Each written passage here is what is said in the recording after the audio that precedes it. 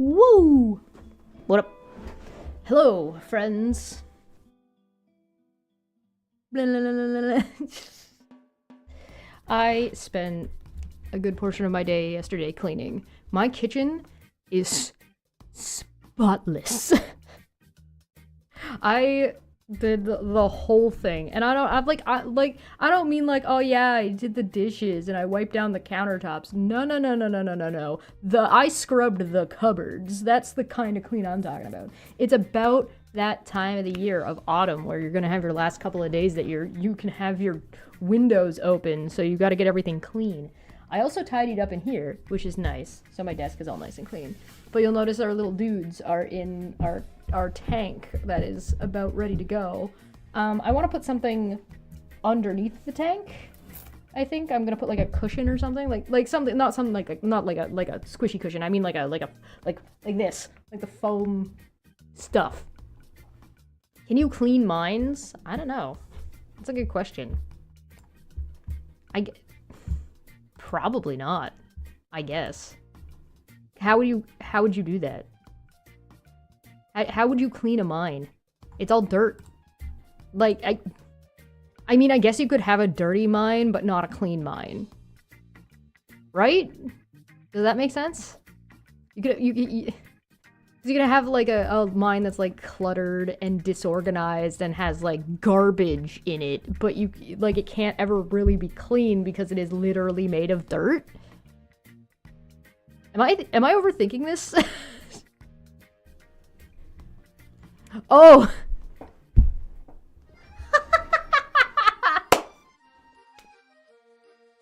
Oh, yeah, I can come over and clean your kitchen. I'm good for that. I'm good at that.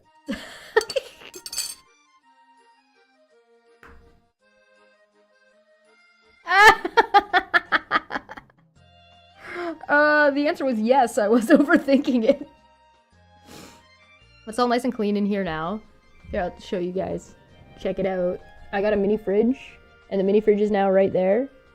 That's been turned that way, and the chair is there. So now all I gotta do is kind of tidy up that cord a little bit, but other than that, it's like, it's all nice now. There's Bulbasaurs up there, and dice, and my calendar, and there's a little bit of junk in that corner, but that's computer parts. But yay! Went off on a brain fart. Yeah, I guess. Feline's just got a dirty mind. You're doing dishes now? Doing dishes when I'm streaming? That's like good. I feel like my streams are good for doing chores.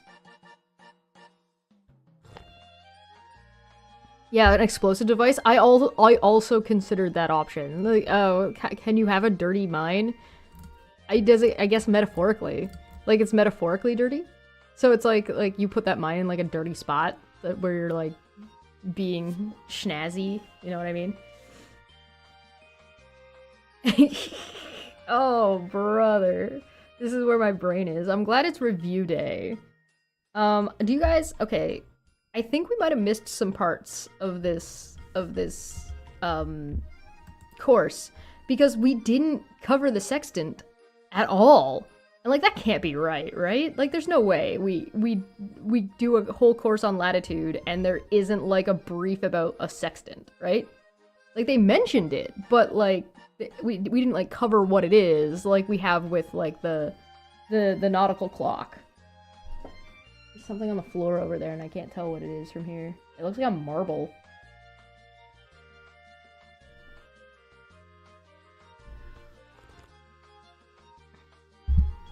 I don't know. Just as like laundry are never done. Just different stages of a continuous process. Yeah. Laundry's the worst. Hey! Oh, you're at the pub! Very nice. Does that... is the pub that you're at a regular pub that you go to? Or is it like one you just happen to be at?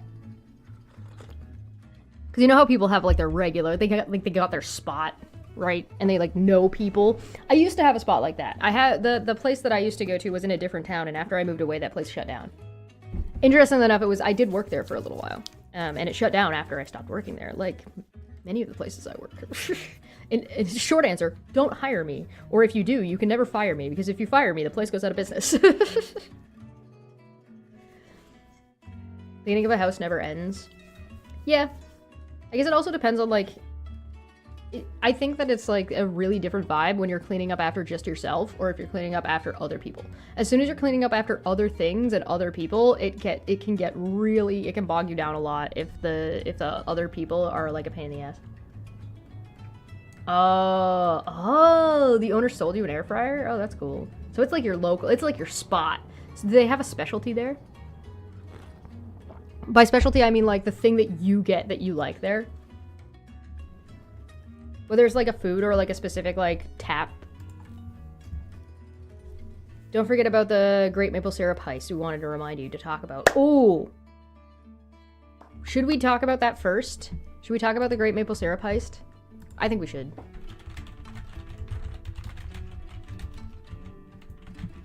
Great Maple Syrup heist. This is the Wikipedia article on it. The Great Maple Syrup heist. So you gotta understand about. Can I what? Excuse you. Let's just make this so that it's like, oh god, why did I do such a bad? Oh, this is just too wide. There we go. That's better. Cool. All right, so this is the Wikipedia page for the Great Maple Syrup heist.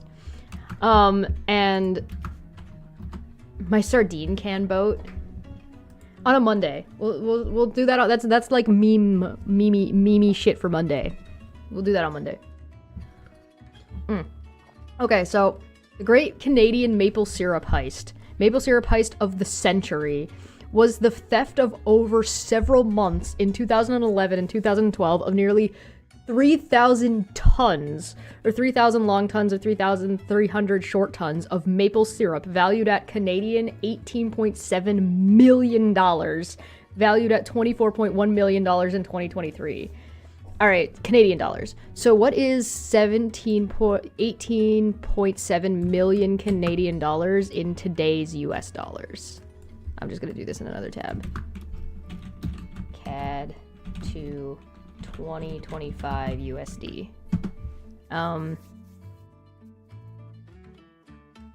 So the math turns out to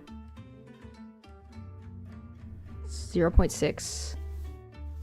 Oh no, 0.7166. Okay. As of October 8th. So as of October 9th, the exchange rate is $1 Canadian is 71-ish cents. Interesting. I haven't been paying that much attention. Sorry, I'm looking at the I'm looking at the conversion rate here and like what it's been recently. And it's like I just find it a little bit interesting because like the economy is kind of wacky right now, so I just haven't looked at the exchange rate and I feel like I should have been. Is the music okay, volume-wise? Sorry for the off-topic. Do other governments shut down or just the US does that? I think other governments can shut down, but it's situational. I don't know if any other country has recently had government shutdowns at the rate that the United States has had in the last decade, 10 years, give or take. But I think, yeah, other governments can, under certain circumstances, shut down. I don't know if they quite operate the same way, though. Anyway, this is just interesting. Like, check this out. This is the last 30 days and the last 90 days.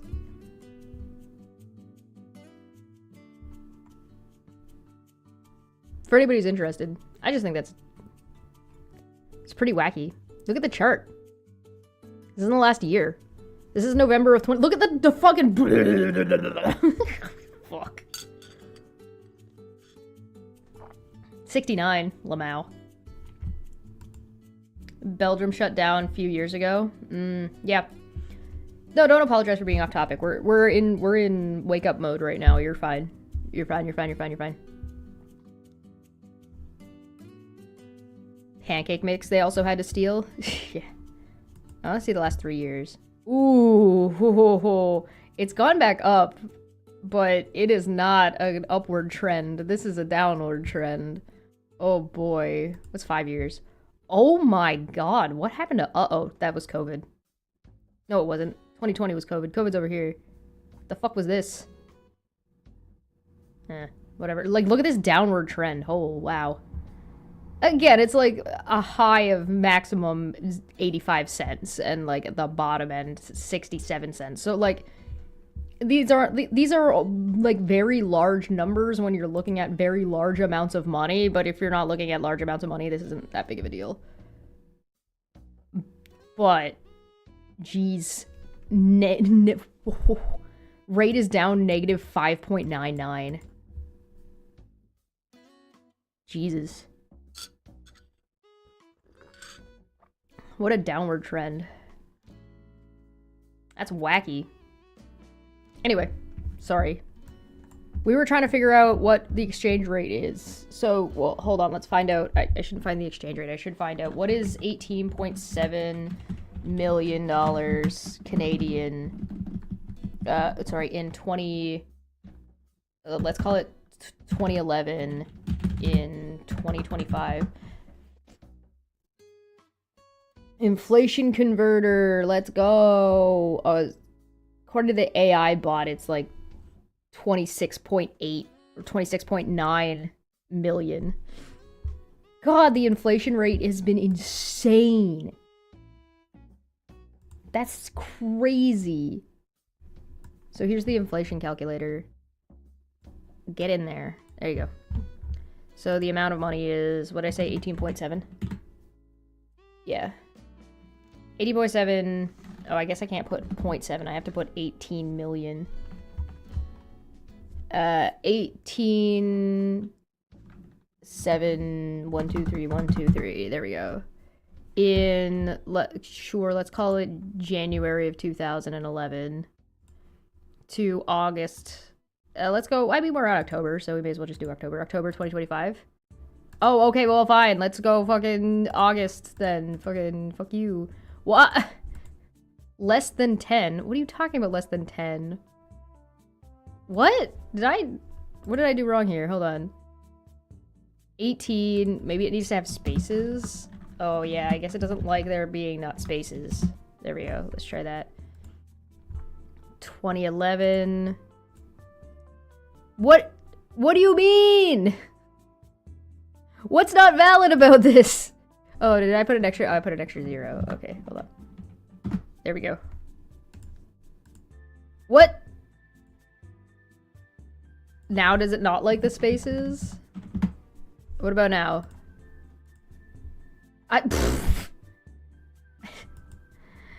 Guys, 18,700,123, right? Right? That's 18 million. In 2011, in August of 2025. Oh, please enter values less than 10. Oh. The amount of money is too big for the calculator. Fuck. Take off, you hoser. You want me to check Tesla stock? Okay, we'll check Tesla stock also. Maybe the Bank of Canada can help me. Oh, they put the equation. Alright, guys. This is the equation for fucking... You know, that's kind of cool, actually. That they'll give you the legit equation for fucking... Because, like, I don't know what the fucking equation is. Alright. 18,700,000 in 2011. Calculate. Number of years 14. Average annual rate. Okay, but what's the total? Oh, 120.3. Oh, right. Oh, there's the total right there. Yeah, 25,000, 26. 20, we can call that 26 million. So 19 million to 26 million dollars Canadian. So what is that in American dollars? So 25.6 mil CAD to USD.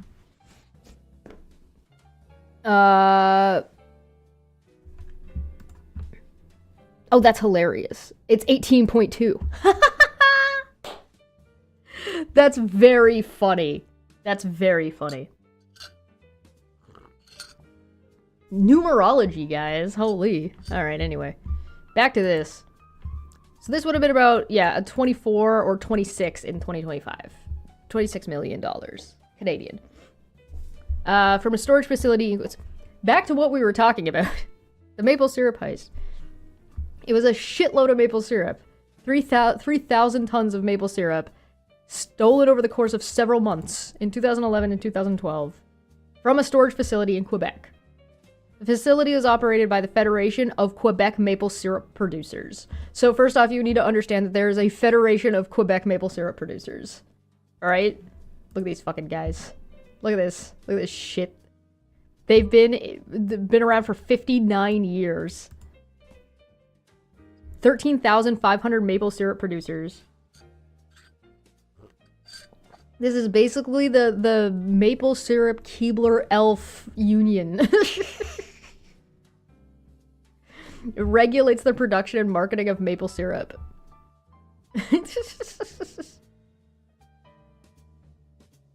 Produces 94% of Canadian maple syrup and 77% of the world's supply of maple syrup. 77% of the world's supply of maple syrup. I mean, that makes sense. Like, it's Canada. Who the fuck else makes maple syrup? Where's the other fucking, what is that, 25%? A little bit under 25%? What countries produce maple syrup?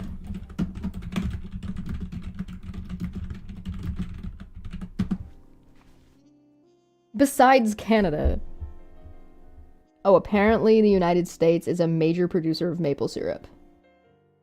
I mean, that sounds like it's the United States saying that when we produce 77% of the world's supply and can't... Oh, page is broken. Maple syrup production by country, world population. Here we go. Now we're talking. All right, who the fuck make... Oh, look, it's Canada.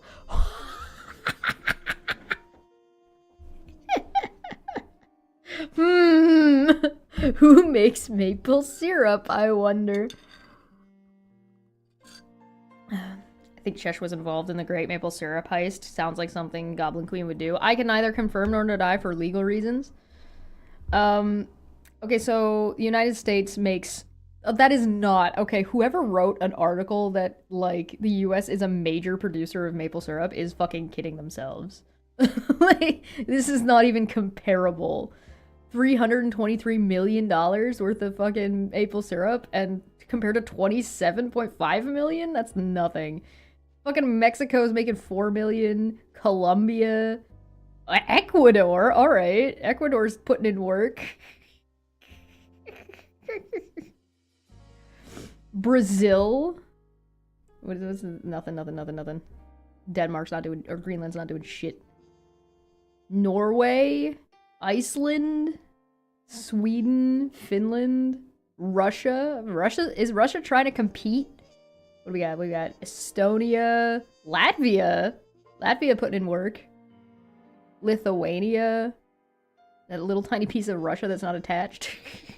Poland. Belarus. Ukraine. Turkey. Romania. Bulgaria. Serbia.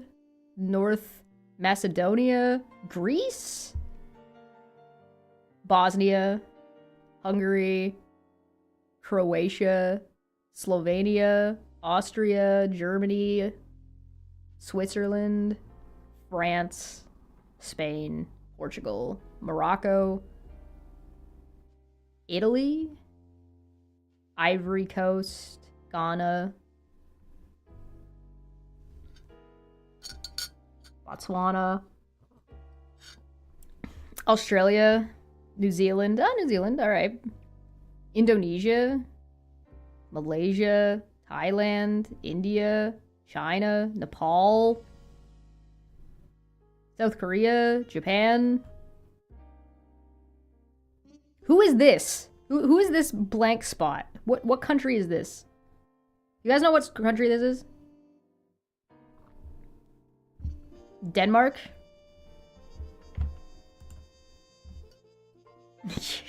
That sounds suspicious. Like, I am so guilty, but I won't say it. Listen, you never admit guilt. Never. Not even once. That's Mongolia? Oh. Why does Mongolia not make any maple syrup? Is there a reason that Mongolia doesn't make any maple syrup?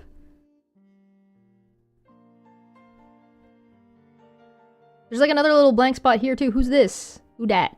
Who dis? Who dis? Who's that one? That one? There's like 3 here that look like a dick. Who's this? Who's that? Who's that one right there? Oh, altitude. Oh, that makes sense. Alright. Bro, fucking America's not even comparable to Canada for the amount of... Well, the little guy is North Korea. Oh, that one? Oh, that would make sense if I just looked that South Korea was right there. Wow. Okay, well. I'm dumb. It's fine. Don't worry about it. Nobody's even close to the amount that fucking Canada makes. Like, look at this.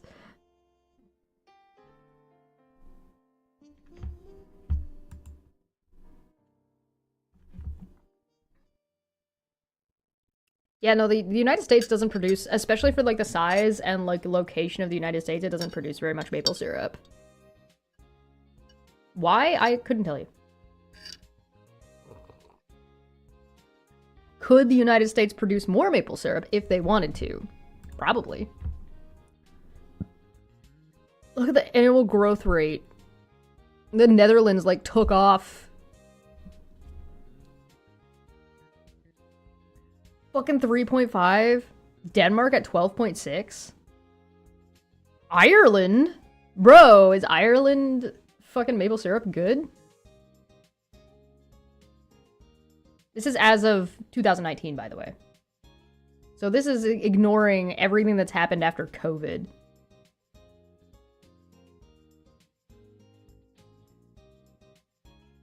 We don't need to compete with Canada. Your maple syrup tastes better anyway. I mean, we've been doing it for a long time. It is kind of our thing. It is kind of our thing.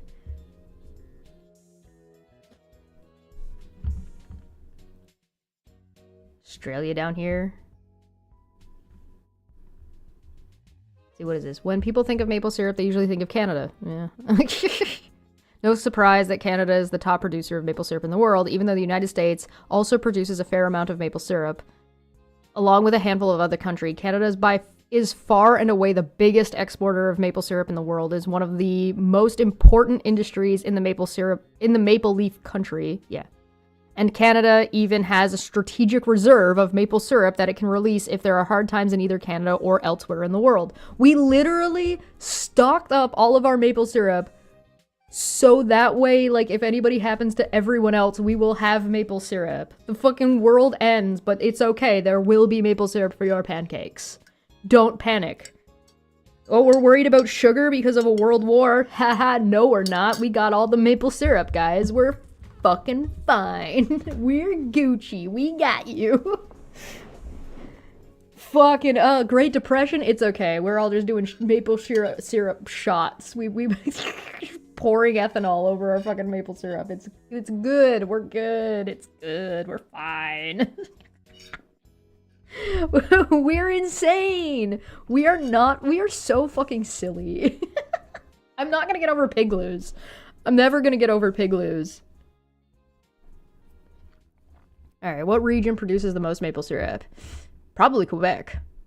Even though it's true that Canada is synonymous with maple syrup, there's actually one city that is responsible for producing the mass majority of maple syrup. Quebec. Yeah, because of, like, look at the size of Quebec. Oh, hold on, let me pull up a map. I gotta show you guys Quebec for a second. Let's go to Google Earth. Let's go to Google Earth real quick.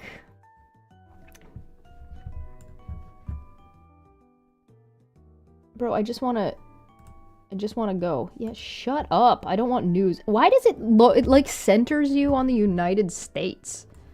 It's okay. It's fine. We're gonna go to Quebec. See Quebec? Look at how big Quebec is. So first off, it goes all the way, Quebec goes all the way to like here. Like this is all Quebec. It cuts in and loops in here. This is all Quebec. All of this is Quebec. It like cuts in somewhere down here. And like, there's Montreal, right? This whole thing is Quebec. You see all this green? You see all that green shit? This is all fucking forested.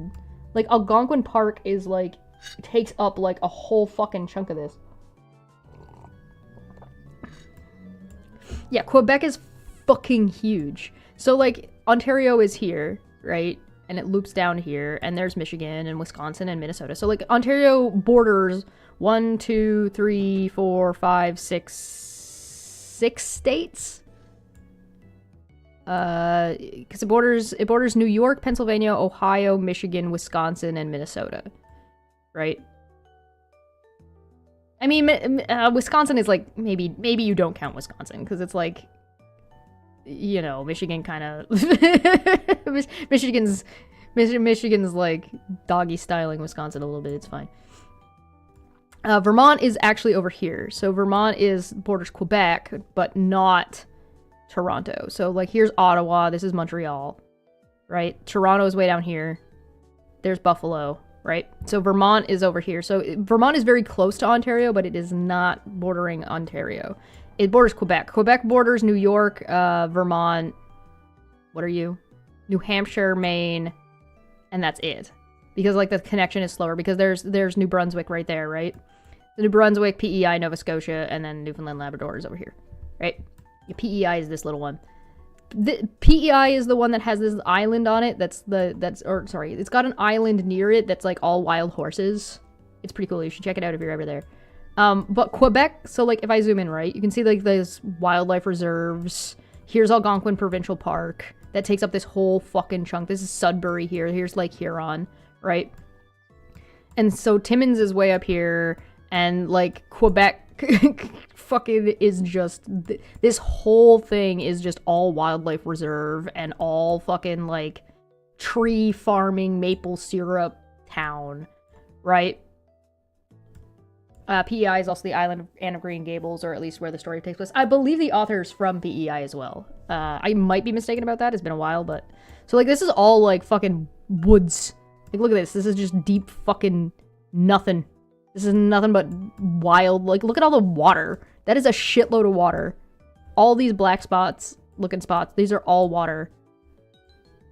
These are all lakes. So there's just, like, shitloads, like, same with Ontario. Ontario's got, like, see the little pockets? These are all fucking water.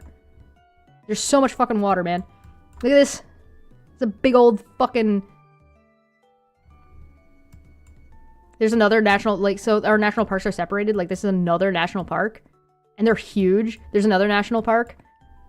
We're opening more national parks, too, supposedly. Allegedly. Like, this is all fucking wilderness. There's, like, fucking nothing here. So, like, there's a ton of space that Canada can move around. There's the Rockies, right? You could move. We could have more people really easily without really negatively affecting the environment too bad. As long as we're organized about it. But yeah. So all this greenery is all fucking like, and the way we do our trees, right? The way we do like paper and stuff. And lumber is our trees are farmed on like 100-year cycle. So like the same way you would farm like a field seasonally or every year, and you would give certain patches like a break for an amount of time when you organize your farming. We do that, but we do it with trees. So like Algonquin Park, for example, this big old fucking provincial park right here, right? This is all tree farming, but it's on a 100-year cycle. So what they do is they've sectioned off parts of the park, and by park I mean wilderness, because it's still the wild. It's not like it's not like gridded, like it's just grown out, right? So what they do is they section off certain parts. They clear cut it, but not totally. So they'll like leave patches, right? So so it's not like totally gone, but they'll clear it out, take the lumber out, and then they go to the next spot X miles away or X kilometers away and clear that spot. And then by the time they're done clearing, like they have farmed all of the trees in the park, 100 years will have gone by-ish before they get back to the same spot to lumber and cut it again. So it's one of those things that it's like, it helps prevent fires, it helps like maintain like keeps everything fresh, you know what I mean? Like stuff like that. Stops things from like diseases and rotting and things like that. There's just really organized, like it's really interesting. But like that's the way we do it. And so it basically it ostensibly means that we can farm trees without negatively affecting the local ecology too much, and without affecting negatively it doesn't prevent fires, but it reduces them. Yeah, it makes it harder for a fire to spread, and it also makes it less likely that a fire will start. It doesn't stop a fire that's already going, right? Like the fires that are going are still gonna be a thing, but don't they replant? Yes. Yeah, they replant, but they like it's a whole fucking process. It's really interesting. But yeah, that's part of like the way and like all of it is like interconnected and intermingled, but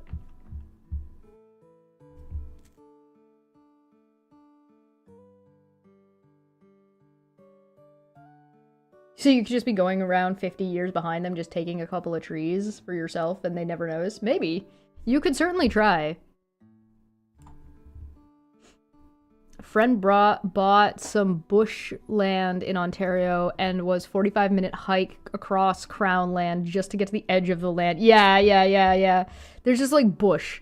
It's just fucking wilderness. Like, if I go, let's see, I'm more familiar with Ontario than I am with Quebec, obviously, but like here's Ottawa, right? This is what Ottawa looks like. And Ottawa takes out, and it's got like smaller subsections, so you can kind of see like the layout of the city and the way it kind of goes. And then like there's smaller cities that are a little bit outside. There's the airport, right? So like this is Ottawa. This is how big Ottawa is. If I were to like get it basically all on the screen. If I come out and go to Toronto, there's Kingston. Did I go? Where's Toronto? Oshawa. There is. Here's Toronto. Toronto's a little bit bigger because Toronto takes up like this is a different city. This is a different city. Markham and Vaughan are kind of basically just Toronto. So Toronto is like this, and then there's like other cities that are sort of like there's Milton, right, that have sprung up around it and have expanded, right? So there's Whitby over there. So like this is Toronto, but it includes Oshawa and stuff. So like Toronto's like this. So if I come out and I go to New York, and I go to New York City, which is, where's New York City? Down here, right? Yeah. Look at how far out I am zoomed, and you can see fucking New York. Like, New York is fucking big as shit, comparatively. Right? Look how far I have to be. Fucking Long Island. Right? And, like, you can clearly, like, very easily follow around and be like, oh, there's the next major city. Oh, there's the next major city. Oh, there's Philadelphia, right? But you can't do that in Canada. If I go to Toronto, and let's say I want to go to Ottawa, right? Well, I know that Ottawa is northeast. So, if I go, I have to be, first off, I'm zoomed in further. So if I zoom out a little bit, actually, and I go this way, there's the 401. This is our one highway. The next one is Peterborough, and, like, that's barely even big enough. And there's Belleville. Like, I have, like, there's nothing. These are such small cities. Like, look how small this city is. So, like, all this space in between, like, you can see kind of the parcels of, like, some of it's farmland and some of it's just, like, fucking bush. Right? And this is along this is our main highway. This is, like, if you were looking at it from, like, look at that. This is like, this is like if you were gonna this is not, it's not fucking, this is like if you were driving down like one of the interstates.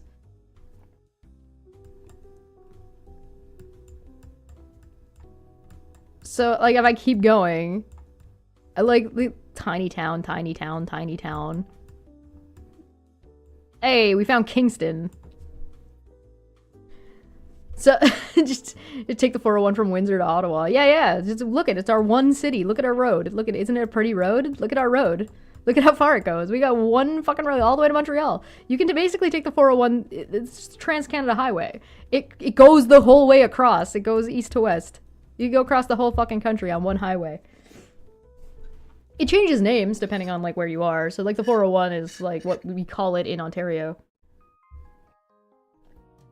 Funny story, a couple of years ago, the 401, there was a statistic came out about like the most dangerous roads in the world, and the top 3 spots, or like 1, 2, and 5, were all the 401. They were all like in Canada. One of them was the 401, and 3 of them were like in the Kitchener-Waterloo area, which is like one of the areas that I was living in. I'm like, yeah, I mean, yeah. And somebody like named the street. I'm like, yeah, no, yep. It was, yeah, no, it's Hespeler Road. It's definitively Hespeler Road. Anyway, so there's a Quebec fucking maple syrup thing for 77% of the world's supply of fucking maple syrup.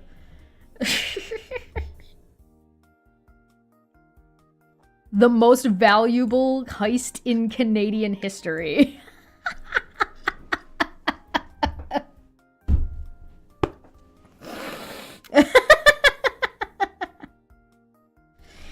In 1958, a group of maple syrup producers in Quebec participated in a plan to jointly market maple syrup. This effort inspired creation of a larger agreement in 1966 that spread through Quebec, an agreement that became known as the Federation of Maple Syrup Producers of Quebec.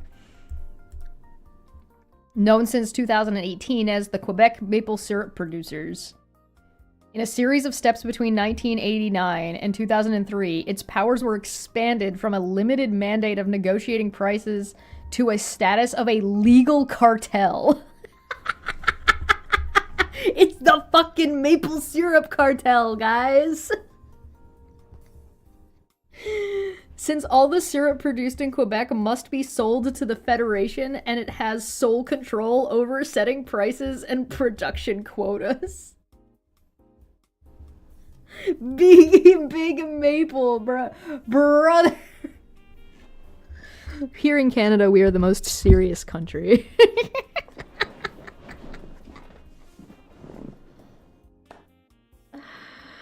77% of the world supply of fucking maple syrup. What about the world supply of eating maple syrup? Like, what country consumes the most maple syrup? It's probably still Canada, but hold on. Because of accessibility, but let's find out. What country consumes the most maple syrup?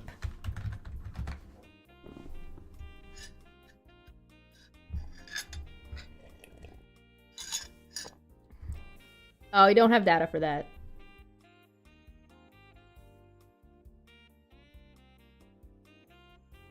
We do have which province consumes the most maple syrup?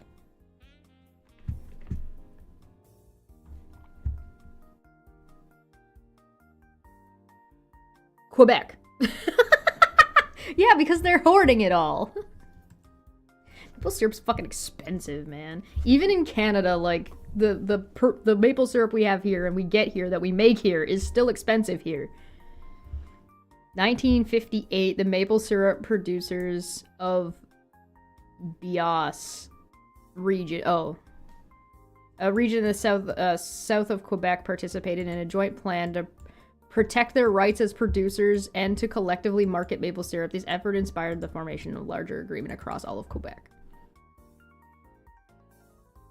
In 2000, the Federation became the exclusive sales agent for bulk sales, and in excuse me. And in 2004, they reformed the quota system. In 2017, the Federation had to add 5 million taps due to the rise of foreign competition. Wow. involved in many promotional activities that aim to spread the maple syrup market around the world, hosts culinary competitions with Quebec, but also in Japan and the United States.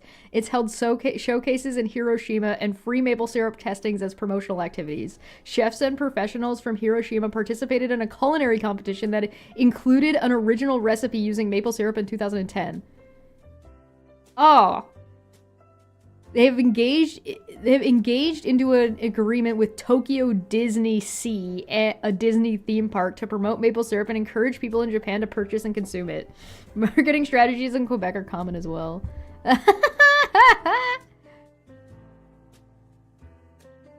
Teachers are encouraged to educate their students on maple trees and the production of maple syrup.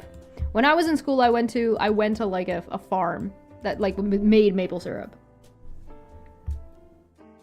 The Strategic Reserve. A strategic reserve of maple syrup officially known as the International Strategic Reserve, and also referred to as the Global Strategic Maple Syrup Reserve. The reserve is used to support global maple syrup prices and supply and has been called the OPEC of the maple syrup world by The Economist. A barrel is worth around 1,000 or 2.88 per pound, which is 10 to 18 times the value of US crude oil.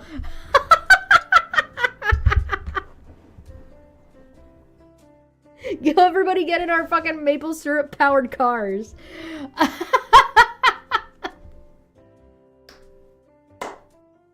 I fucking love my country so much. We're so fucking good. We're so silly. We're so silly. Like, America's gonna be starving and facing serious like issues in the coming years, and we're gonna be airdropping gallons of fucking maple syrup on them to help stabilize the market.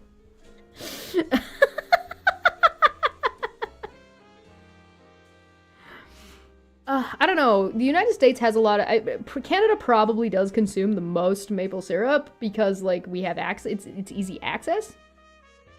And, like, the United States has corn syrup, and corn syrup sucks. Corn syrup is ass. I've had corn syrup. Trash. Garbage. Will this be on the Harvard test? Man, I don't know. Probably. Maple syrup powered bicycles. Oh, let's fucking go. It 10 to 18 times the value of crude oil in the United States.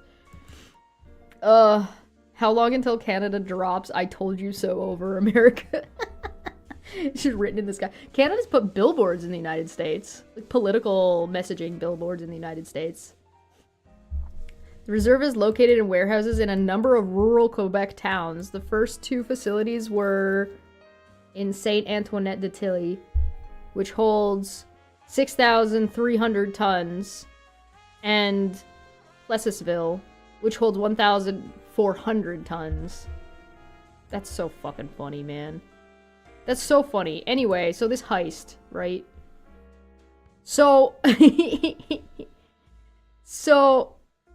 yeah, the syrup is stored in barrels under proper storage conditions, can be kept for years. So, like, they just...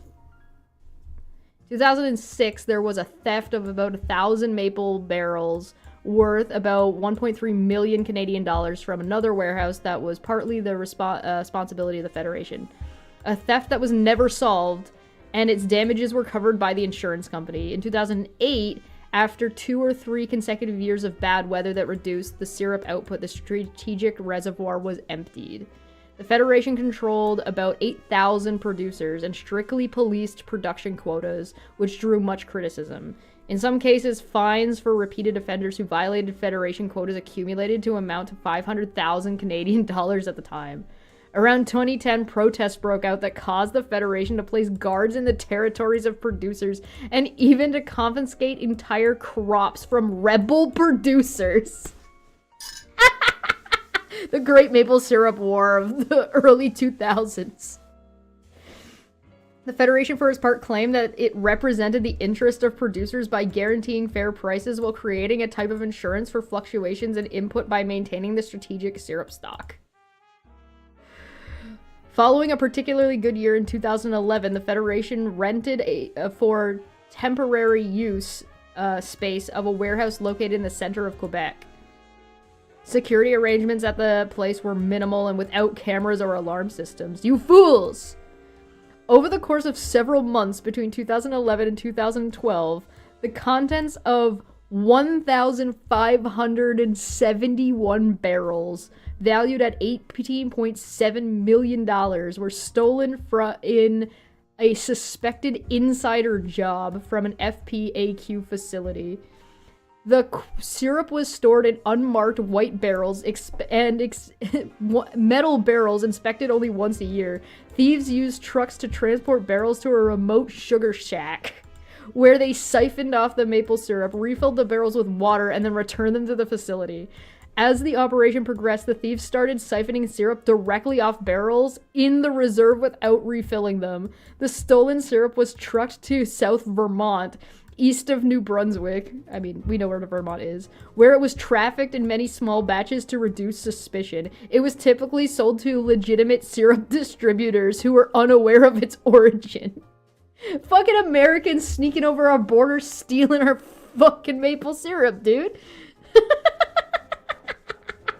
Or like some Canadians are stealing maple syrup and fucking trafficking it into Vermont.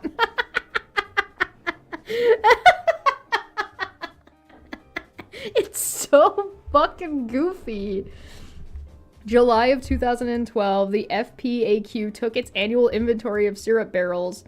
Inspector started climbing up the barrels and nearly fell, expecting a 600-pound or 270-kilogram barrel, but finding them to be empty. So the reason they even found out was because somebody was clearly violating the safety regulations and climbing on top of the barrels. Police later recovered hundreds of barrels of syrup from an exporter based in New Brunswick. Between the 18th and 20th of December in 2012, police arrested 17 men related to the theft.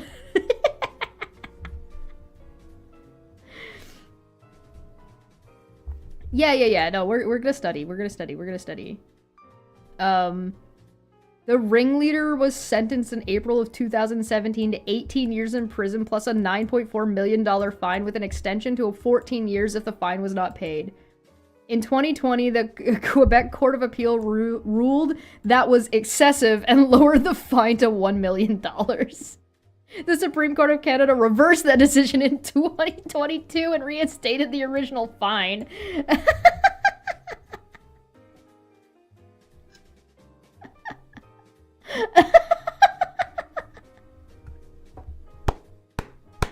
I love everything about this. It's so silly. Yeah, there's a show inspired by the event. A black comedy series. Oh, Jamie Lee Curtis is in it. Show is loosely based off the Great Canadian Syrup heist. It got canceled after one season.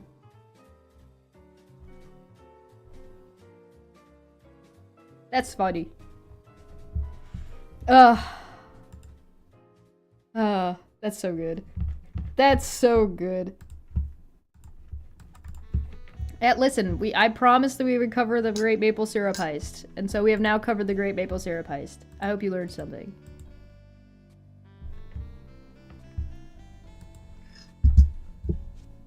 Let me adjust this.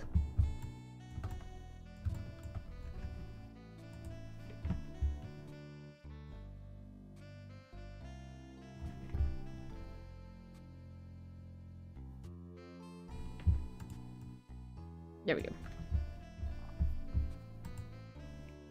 So I picked up the video library because I think we missed a couple things. Like, we definitely... Wait, hold on.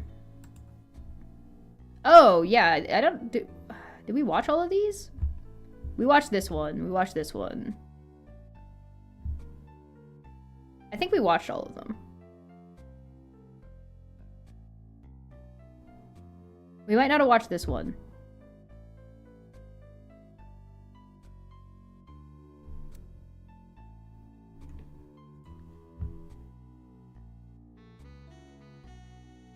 I don't know why these aren't checked off.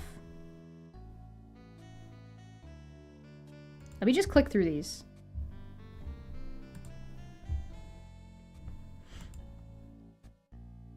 Mom is telling you to get on with your homework. Hey!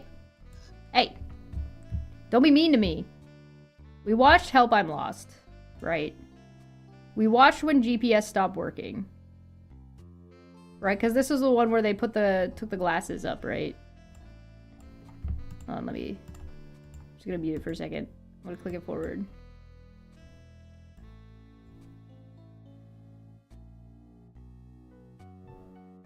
Oh yeah, this is the one where she told the story about being on the cruise. Yeah, we watched that one. Get out of here. Navigation as a prediction. We watched this one. Calculating latitude.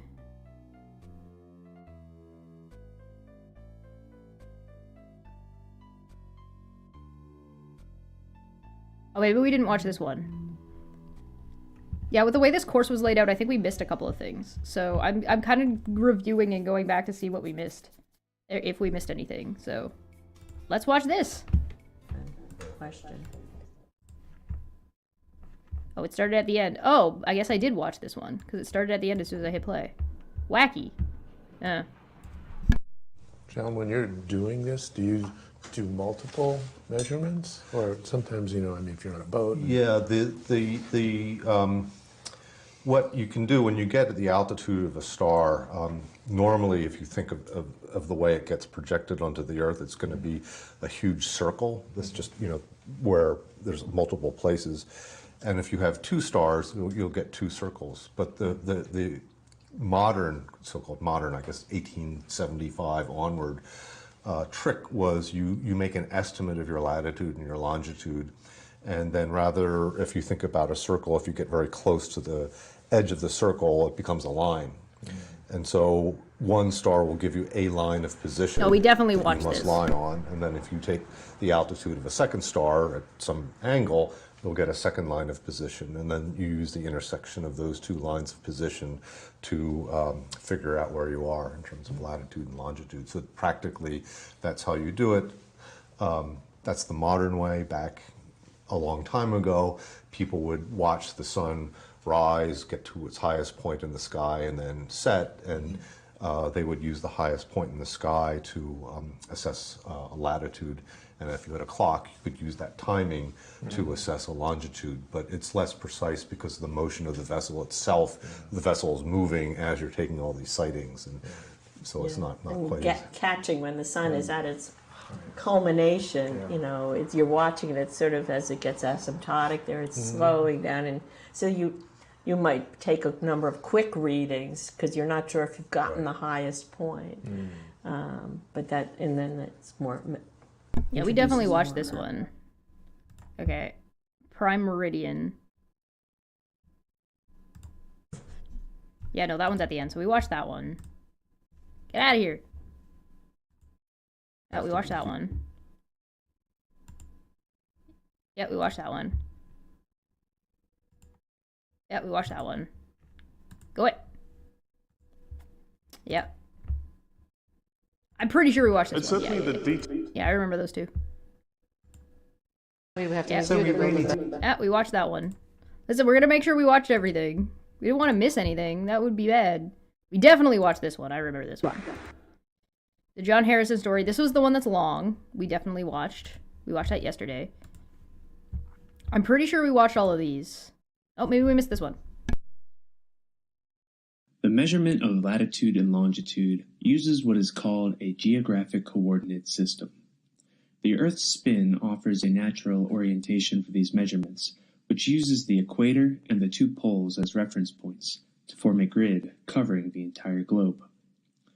The poles are the points where Earth's axis of rotation meets its surface, and the equator encircles the Earth, perpendicular to the spin axis, midway between the poles.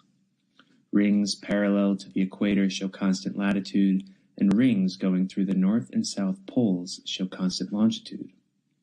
These north-south rings are called meridians. Longitude measures position east or west of an arbitrary zero meridian. Latitude measures how far one is north or south of the equator.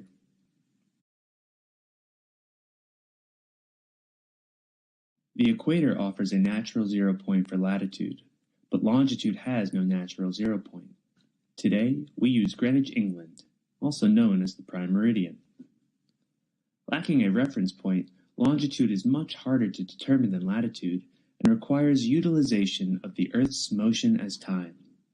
Since a day is one spin around the axis, or 360 degrees in 24 hours, the Earth spins at a rate of 15 degrees of longitude per hour.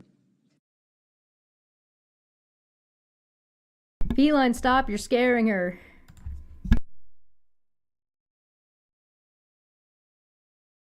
There's too many letters in my numbers. The Earth is a clock. Oh, we didn't see this one either. The measurement of time on Earth is integrally tied to place and place to time. Viewed from a perspective above the North Pole, the Earth appears like a giant.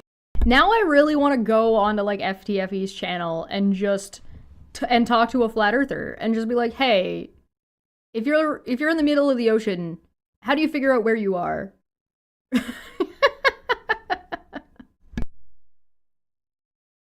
24-hour clock turning counterclockwise. One rotation is 1 day, or 360 degrees in 24 hours, and so the world turns at a rate of 15 degrees per hour.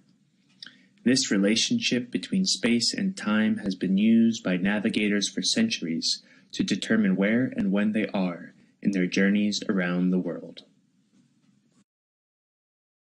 That's basically that is basically the way time zones work. So Earth is just divided up in a way that makes sense. Celestial sphere.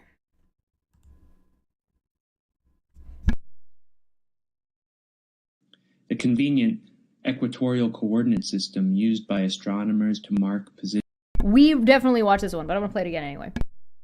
positions in the sky is aligned with Earth's geographic coordinate system. Right ascension is akin to longitude and declination to latitude. By projecting the geographic coordinate system onto the sky, astronomers are able to track celestial objects and use them to measure location on Earth. This all seems pretty neat and simple, but there's one complication. The Earth's spin axis is not aligned with the plane of its orbit. It's tilted by about 23 degrees. Let's move to a view where the Earth's orbit is horizontal among the other planets in our solar system. We'll move our camera in line with the orbit, and then return to Earth. Notice that 23-degree tilt? This tilt causes the sky to appear to rotate around points above and below the North and South poles. These poles are called the celestial poles. In the north, the star Polaris lies almost exactly in line with the Earth's spin axis, though very, very far away. Polaris is so far away that no matter where the Earth is in its orbit around the Sun, the star is never more than half a degree from the northern celestial pole. Lucky for today's Northern Hemisphere navigators, Polaris's angular height, or altitude, above the horizon corresponds directly with latitude. Using this information, navigators can determine their location above or below the equator simply by sighting this one star.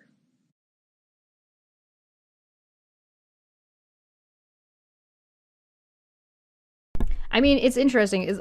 Latitude is so easy, and then we definitely watched Jupiter's moons. Definitely watched that one. Lunar overview. We watched that one. Oh, I don't know if we watched it. No, we did watch this one. This is the one I was complaining about, where the moon is too small to see on the thing. We did watch this, the global trade.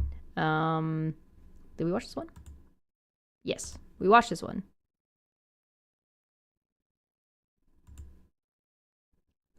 State-funded science, we watched that. 2014, we watched that one. This is where we suggested it'd be a good idea to ask Landon to come on and talk about some of the current problems that are posed that people can do.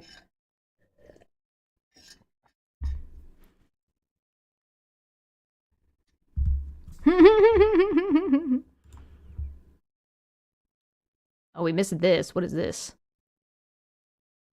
Thermograph. Thermographs record temperature over time. Most use a small pen to mark the current temperature. A cylindrical drum with paper turns beneath the pen as time passes. The result is a graph of temperature over the course of a day or more.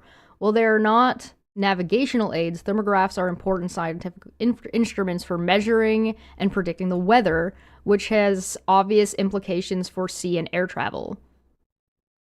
1845 to present. That's cool.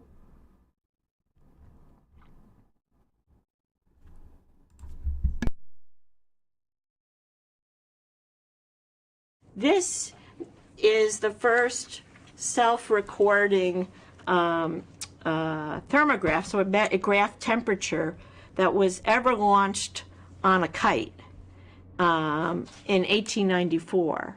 So the idea is, you send this up in the upper atmosphere, it registers on its ascent, and descent what the temperature is, and then you can get it back, So they were very proud of it. That's why it has the original chart on it. But if it's coming down, it could be quite a rough landing. So this is what they put these things in. So you can see it's a basket that holds the instrument to kind of cushion it. I feel like this is the kind of stuff we should be making in school instead of bottle rockets. When it made its landing, this went on a balloon. This balloon was set up from St. Louis, Missouri for the study of the upper air. And it has all instructions and a reward of $2 to return it if you find it. They would have postcards in here to mail back. They would know where they launched it, they would know where it landed, and then the instrument would record barometric pressure and temperature at different altitudes. They wouldn't know where, north, south, east, where it went. It could have gone in a circle, but they would know at elevation. And this was state of the art in 1894. Older home thermostats measure the temperature in a way very similar to the way the thermograph does. You can read more about it on how home thermostats work do you guys want a link to thermostats? You guys want this? Here you go. How does a thermostat work? Enjoy. In case you're bored. Sunshine recorder. Sunshine recorder is a meteorologic instrument used for recording the amount of sunlight that a particular location receives throughout the day.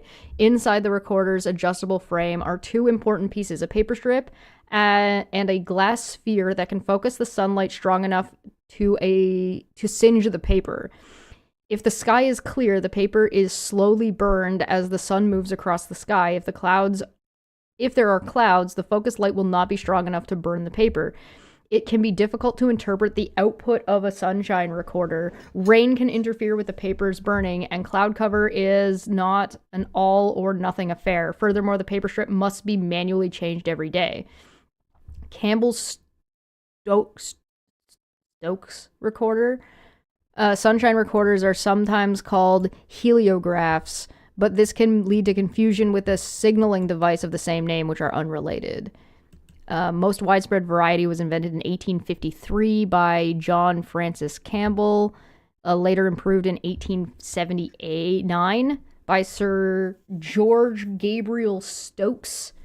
In modern times, light intensity is more often measured with photodiodes and computer recording. Well, I guess if you want to know, this one's in Canada, Nunavut one. If you guys if you need to know the intensity of where you want to plant your gardens and stuff, you can use this. This just goes to a Wikipedia article. I'm ignoring Wikipedia articles.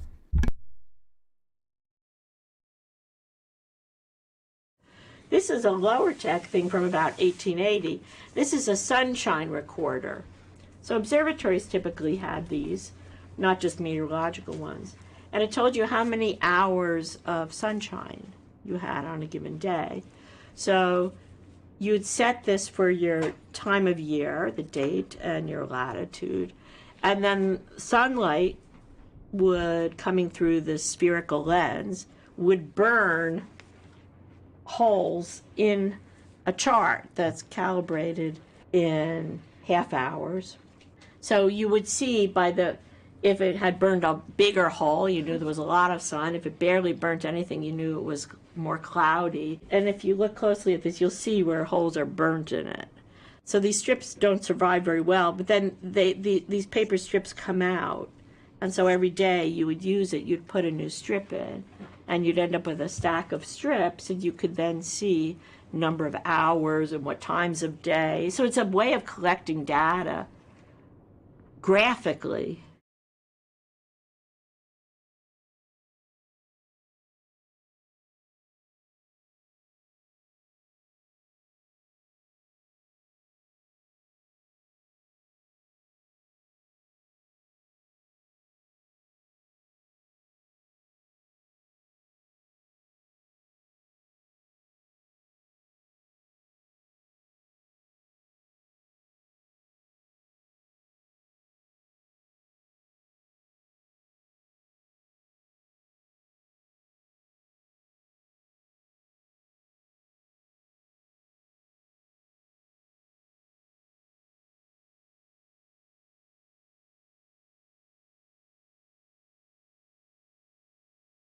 Oh, sorry.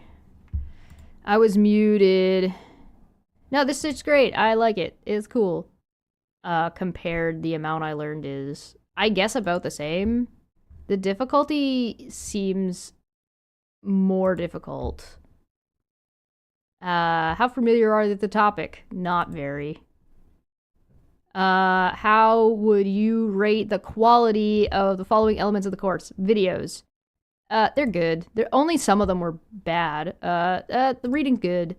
The assessment is, I don't know. I haven't done that one yet, so I'm gonna say good for now. Discussion forums. I haven't participated in the discussion forums. Some students enroll in courses planning to complete an entire course, while others plan only certain parts of the course. Thinking back to your plans when you enrolled in this class, which describes your experience. I'm completing about as much as I intended to. How much of a priority has this course been in the last few weeks relative to other commitments in your life? Moderate. How many hours a week on average? 15. I'm going to call it 15 hours. Oh, I have to answer. I'll continue without answering that question. I can't answer that question. How did you feel of the community of learners? Go away. I didn't agree to this. All right, this is a video of the tool navigators, math, introduction, speed, actually navigate, final quiz. Okay, so wait, did I not complete this? Is that why the check mark's not green? Why is the check mark not green? I definitely did everything. I feel like I did everything. Did I miss? I feel like I might have missed something. We read this, we watched these. Shut up. That goes to a video. Yeah, the layout of this one is not...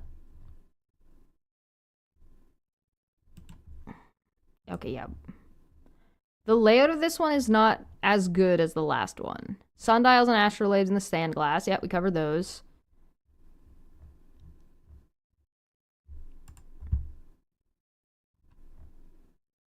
Humans landed a spacecraft on a comet. Yeah. Parliament's Longitude Act. Yeah. Greenwich. Astronomers. Yeah. We covered that. This is the 4 different kinds of this Harrison guy's thing. That's the long video. Longitude and GPS. We watched the Premier Institute. Oh, by the way, I meant to subscribe to this so I can watch more of their stuff later. Subscribed. There we go. Boop. All right, moving on. We did that. Listen, this is what we have to review, otherwise we're gonna miss shit, man. I don't know how we managed to not cover the fucking sextant. Get out of here.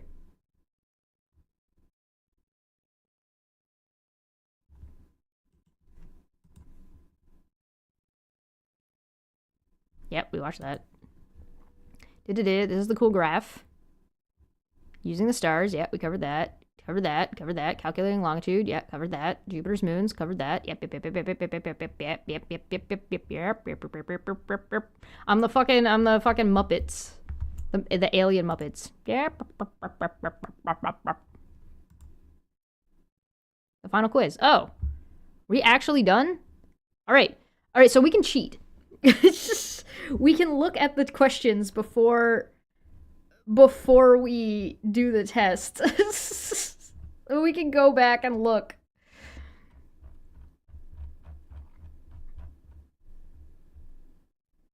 Final quiz, measure your knowledge of the course material. You can make 3 attempts at each one of the questions. In order to earn a certificate for completion for the course, you must score at least 70% on these questions.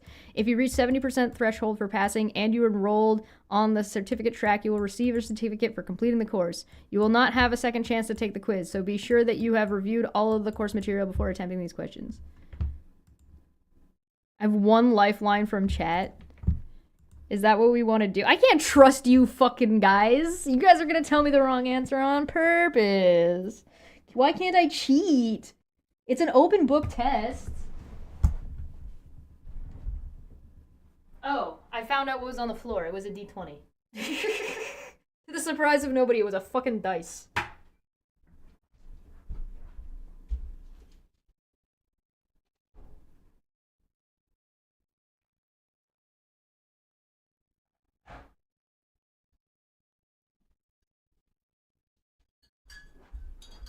It's kind of chilly in here. I had the window a little bit cracked open all night last night. No, we will be honest. Yeah, but that doesn't mean you're just being honest doesn't mean you're gonna be right. That's okay. I get 3 attempts at each question. Let's read through the questions. Because, like, that's the way you do a test. Anybody who doesn't do a test this way is a fool. Read all the questions first and then start answering questions. Question 1. What is latitude? Question 2. What is longitude? Question 3.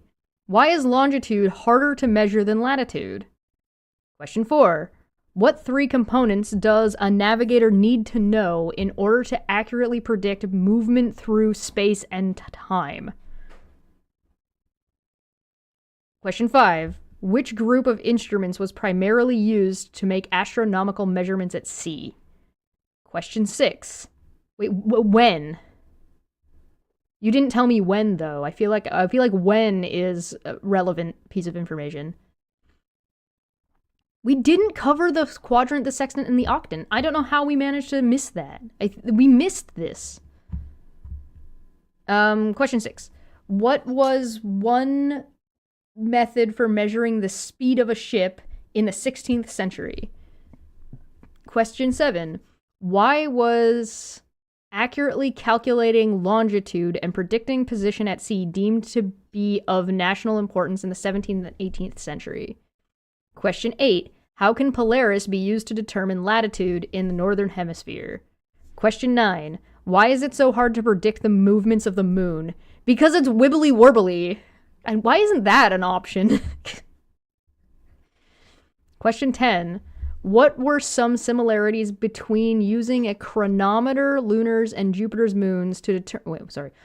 What was some of the similarities between using a chronometer, lunars, and Jupiter's moons to determine longitude in the 18th century? C equals mc squares ain't quite it. E2 equals m2c to the power of 4 plus p2c2. And when you're looking at the gravitational binding energy of the planet, like 10 to the power of 32 J, that's just the... Is J joules in that?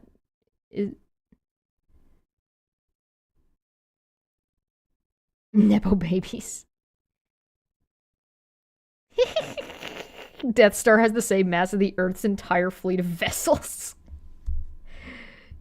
Oh, I was right. J equals a joule. Man, see, I'm okay. Stop distracting me. I'm doing a test.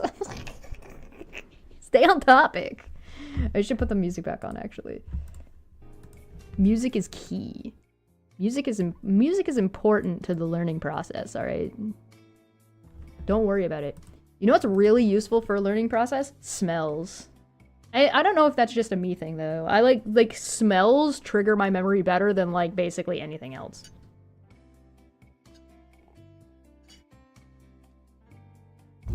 That might be partially because part of that might have to do with, like, my aphantasia. So, like, seeing something doesn't tend to remind me of something. Hearing something and smelling something reminds me of things way more than seeing something does. This is why, like, I read questions out loud. I read the questions out loud because if I hear somebody asking me the question, I can pull the memory faster than I can if I, like, don't say it out loud, or, like, especially if it's somebody else reading it to me.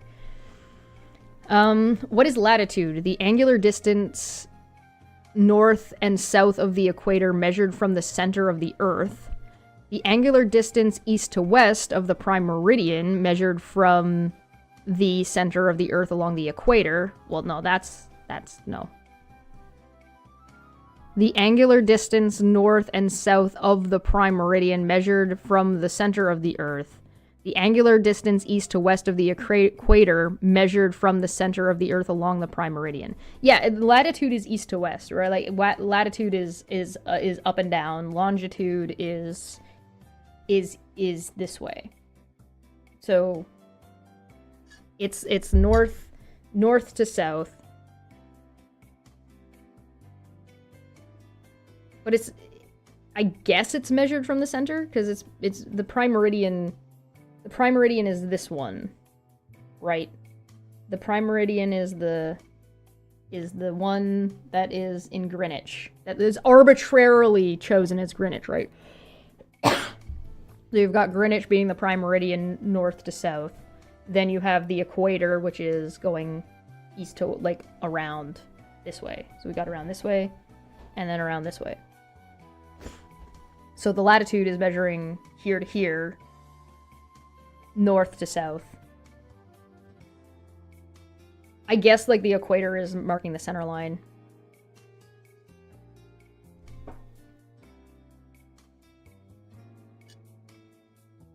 Yeah, the equator marks the center of the diameter lengthwise, longitude-wise. You keep saying yes and no, but, like, you're delayed, so I don't know what the fuck you're saying yes and no about. Latitude lines are parallel of the equator. No, the equator is this way. Longitude is this way. Latitude is this way. So parallel is two lines that do this. So to be parallel to the equator, they'd have to be this way. This is longitude. This is latitude. Except it's all at a 23-degree angle.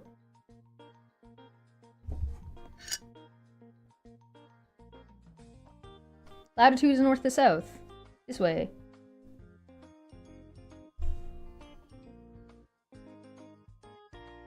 I'm pulling up Google Maps. You're fucking messing with me. I'm pulling up Google Earth again.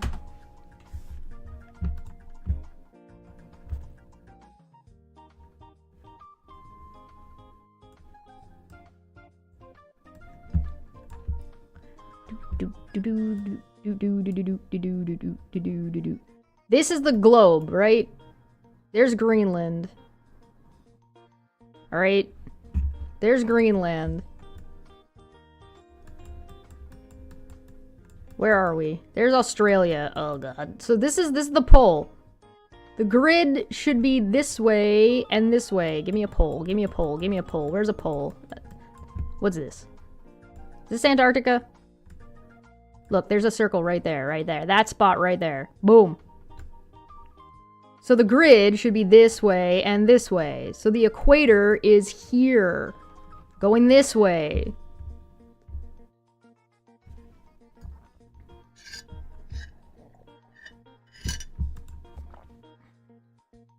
Lines of equal latitude are parallel to the equator. The direction of changing latitude is north to south.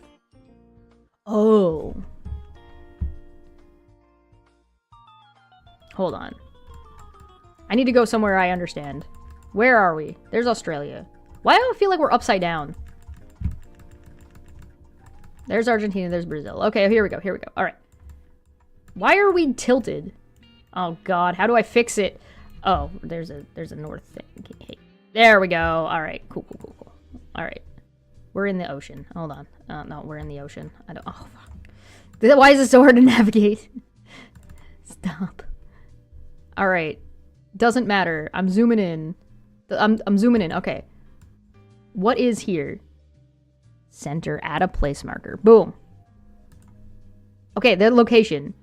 if I go northward, the fucking...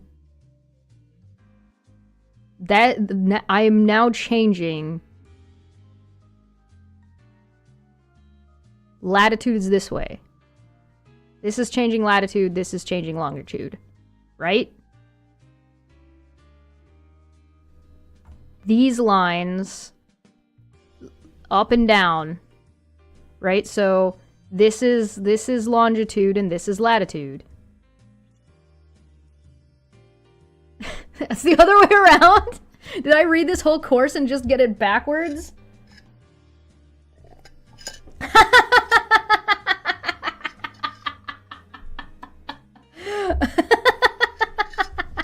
That's such a me thing to do. Okay, so this way is north to south, right? I'm in the middle of fucking, where am I? Like right beside Pakistan. North to south on the, let me zoom this out. Okay. Oh, no, stop. All right. Okay, I'm at the tip of India. All right, stop that. North to south, right? The prime meridian. I'm just going to pretend this is the prime meridian right now, okay? The north to south is the prime meridian. The equator is east to west, right? So these are the lines, are latitude, and these lines are longitude. Okay, so these lines are latitude and these lines are longitude.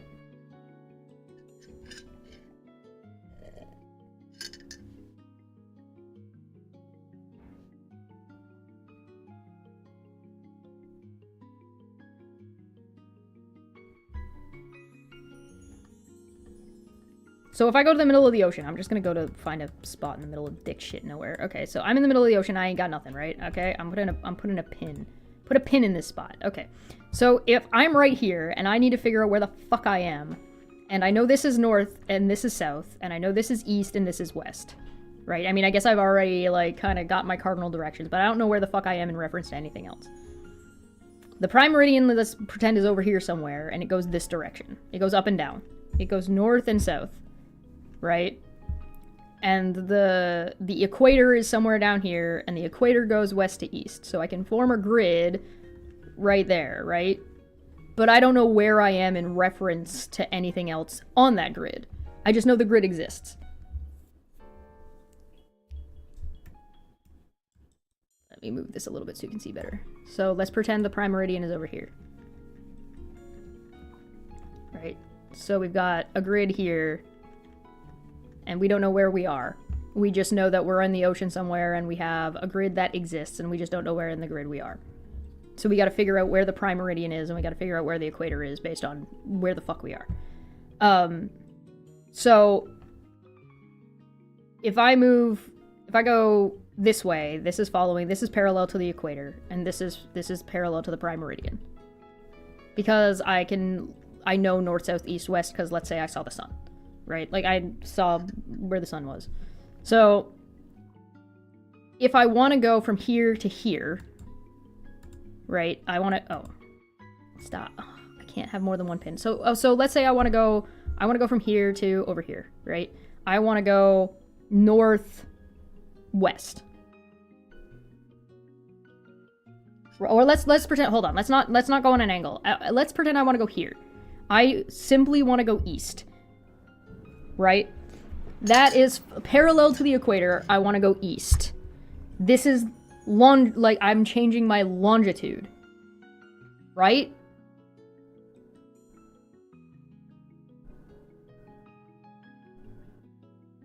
Or no, I'm changing my latitude because I'm not changing up and down. I'm changing my latitude because my latitude is these way.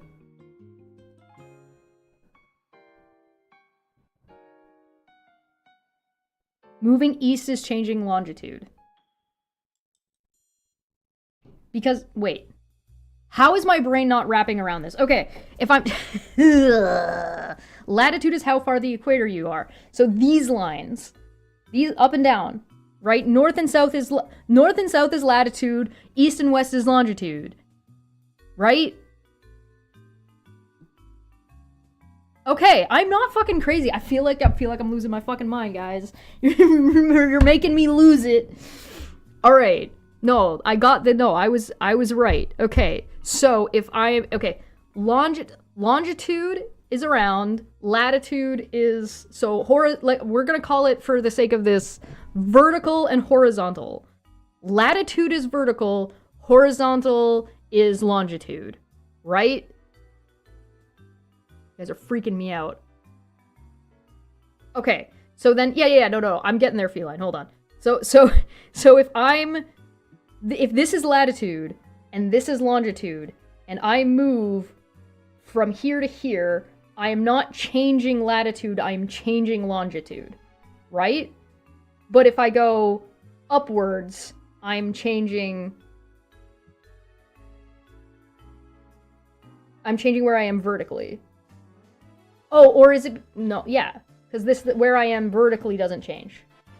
It does, but... Oh, wait. Hold on.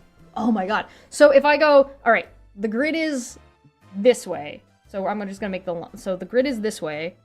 If I go upwards, I'm not changing latitude line. My latitude line stays the same. My longitude line changes. So longitude is measured this way, but what changes when you go north or south is longitude, and if you go east and west, you're changing latitude. Got it! I got it! Alright, my brain is wrapped around the problem. What changes is where your line around is if you move vertically, and if you move horizontally, you're changing the latitude. If you move east to west, you're changing latitudes. That's your time zones. All right. I got it. Okay, I understood the concept, but I got lost in the application. I told you I would not succeed at C.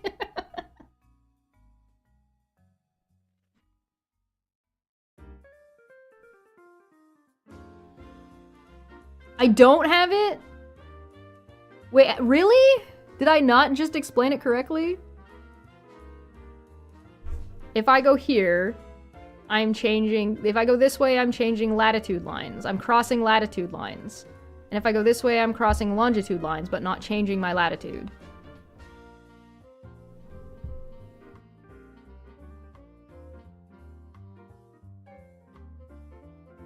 Because the longitude lines are this way and the latitude lines are this way.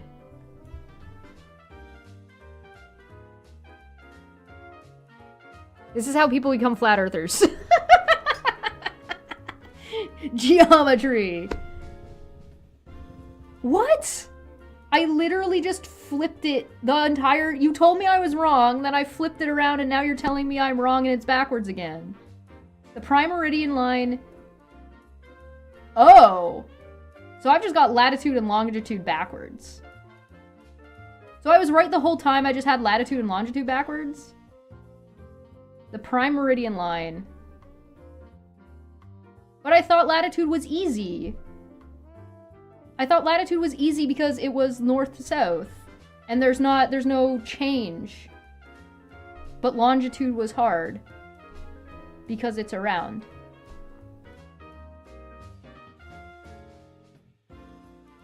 Latitude, yeah, I know latitude's the easy one. Latitude's the easy one. And the reason that the reason that longitude is difficult is because of all the rotation that's going on. Right?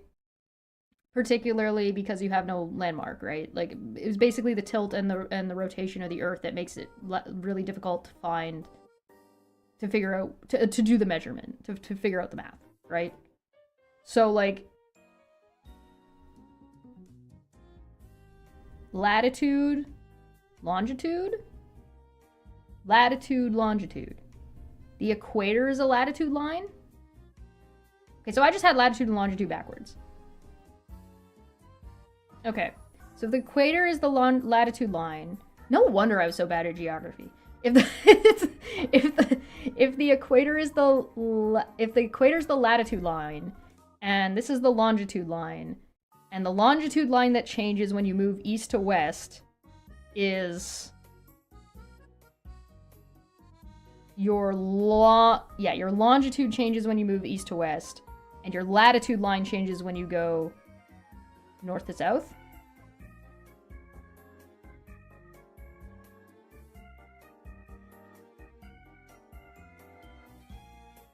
Okay.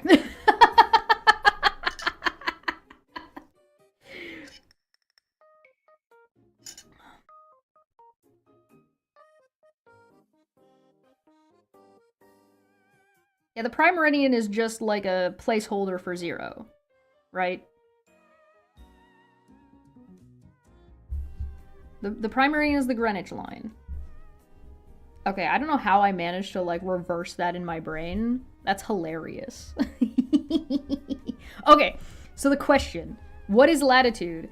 So, latitude is the equator line. So if latitude is the equator line, then it is the direction of... Wait, is it equator a part of the... Oh yeah, angular distance of east to west of the prime meridian measured from the center of the Earth along the equator. The center being the equator, right? Angular distance north and south of the prime meridian. North and south is latitude.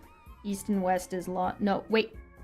Oh, it's stuck in my brain. North and south is latitude. East and west is longitude. Right? So the angular distance, it's the angular distance regardless, right? But it's not, latitude is the distance north, latitude, longitude. So the distance you're from the equator is the latitude measurement. This one's longitude. So, my brain can't do it, guys. All right. So latitude is where you are. If you change vertically where you are, you're changing your latitude. And if you change where you are east to, no. This is latitude, this is longitude. North to south is latitude. No, longitude, latitude. Oh my god, it's backwards in my brain. It's stuck. It's stuck backwards. Guys, it's stuck. It's stuck. It's stuck. Alright. Prime meridian is longitude. Equator is latitude. North to south, east to west. Brain. It's, oh my god, it's been wrong in my brain since I was in high school. Jesus Christ. I've had it wrong the whole time for years. Oh god, it's been decades. Alright. North, south, longitude, latitude. Okay. This way. Longitude, latitude. Okay. Longitude, latitude. Okay. So, longitude is... the question is latitude. Latitude is the equator. Right? So, longitude being this way, if I move north or south, I'm measuring... I'm changing latitudes. If I move east and west, I'm changing longitudes. Like, I'm doing it like this. Longitude, latitude. Yeah, X and Y axis.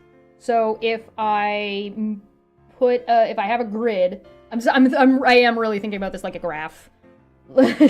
So like, if I'm here, like, then, and I move south, my longitude isn't changing, my latitude is changing because I'm up here and I go to here. And this is the latitude is changing. If I move this way, yeah, this is how people become flat earthers. If I move east to west, it's my longitude that's changing. Because that, and like, that's, okay. So, the time zones. So, like... Alright. So latitude being this way... my brain cells... My brain cells are fucking suffering, dude. 2 brain cells are fighting for first place.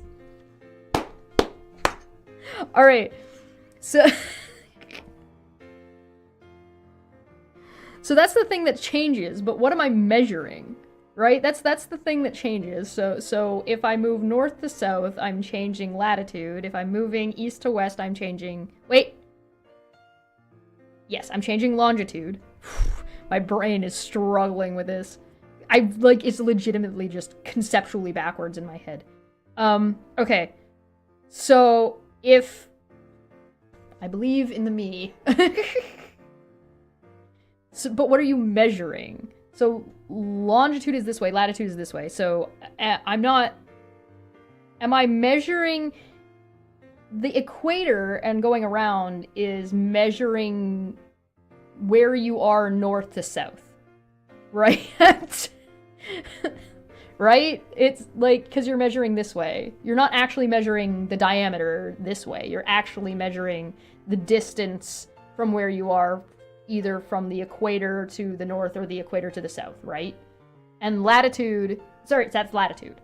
Longitude is going east to west, using the prime meridian as an arbitrary fucking 0 point, because we had picked an arbitrary 0 point, because there isn't really a natural 0 point.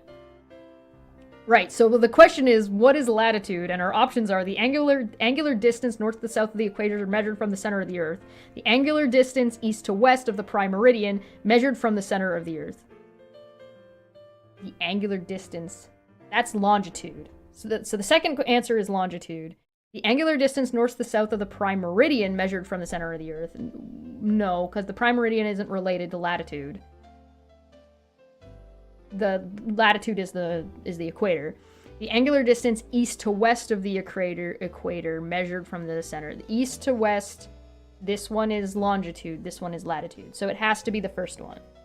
Right? It's the angular distance north to south of the equator measured from the equator. Latitude. Latitude. I think it's this one.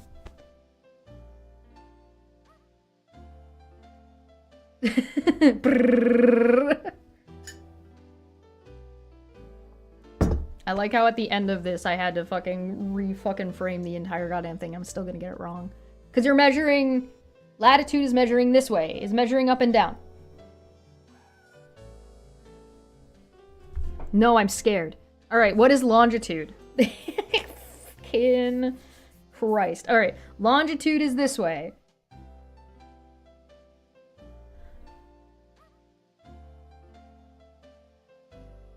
So that's the east to west. Three-dimensional thinking is hard. It's hard when you have all the words backwards. Man, longitude is this way. So when you change where you're going east to west, yeah, we haven't like time is part of the measurement, but we're not actually dealing with time. Okay, longitude is this way. So if I change where I'm going this way, I am not changing my latitude. Wait, no, I am changing my latitude. No, I'm not changing my latitude. Wait, latitude is this way. Fuck! Longitude. Latitude. So when I'm changing, if I change my latitude, I am changing how north or south I am. Because I don't change my longitude line. If I change my longitude line, I'm not changing I'm running parallel to my latitude line. So longitude is where you are east to west, right? So it has to be either this answer or this answer. The angular distance east to west of the prime meridian measured from the center of the Earth. But it's not the equator. It has to be this one. Because it's the prime meridian is our arbitrary 0 point. So that's how, if you're in the negative or if you're in the, you're going this way or you're going this way. Our fucking line. Grid. Huh!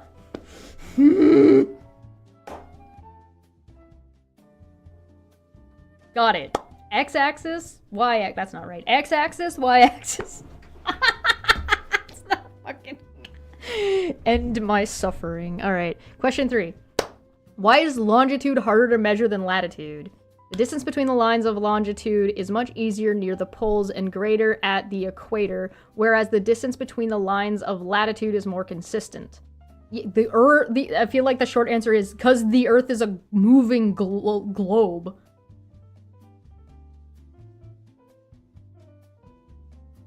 What are you doing when you're going along the line?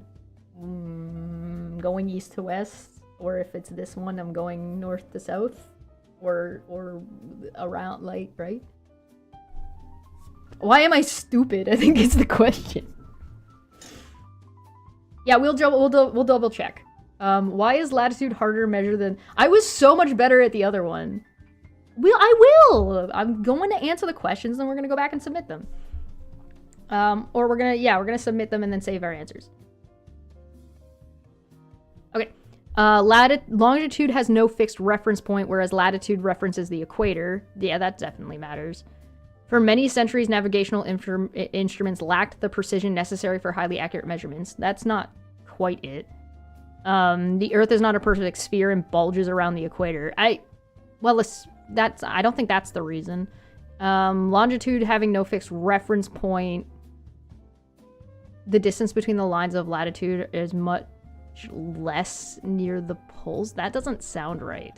Wait, the distance lines between longitude is less?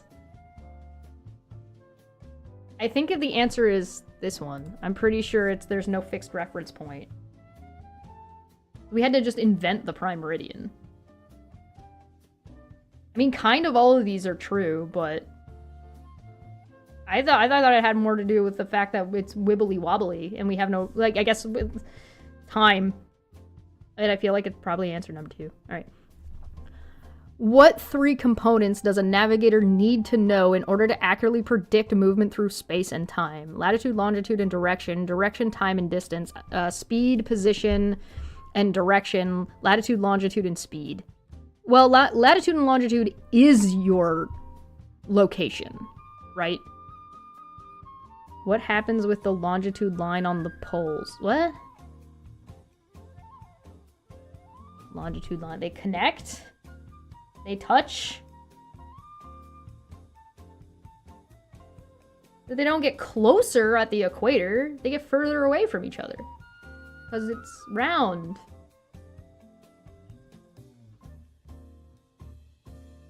This said closer. Oh, near the poles. Oh, and greater at the... Oh, I read that wrong. Wait a minute.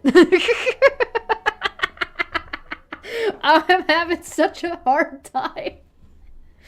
What 3 components does a navigator need to know in order to accurately predict movement through space-time? Latitude, longitude, and direction. Direction, time, and distance. Speed, position, and direction. Latitude, longitude, and speed.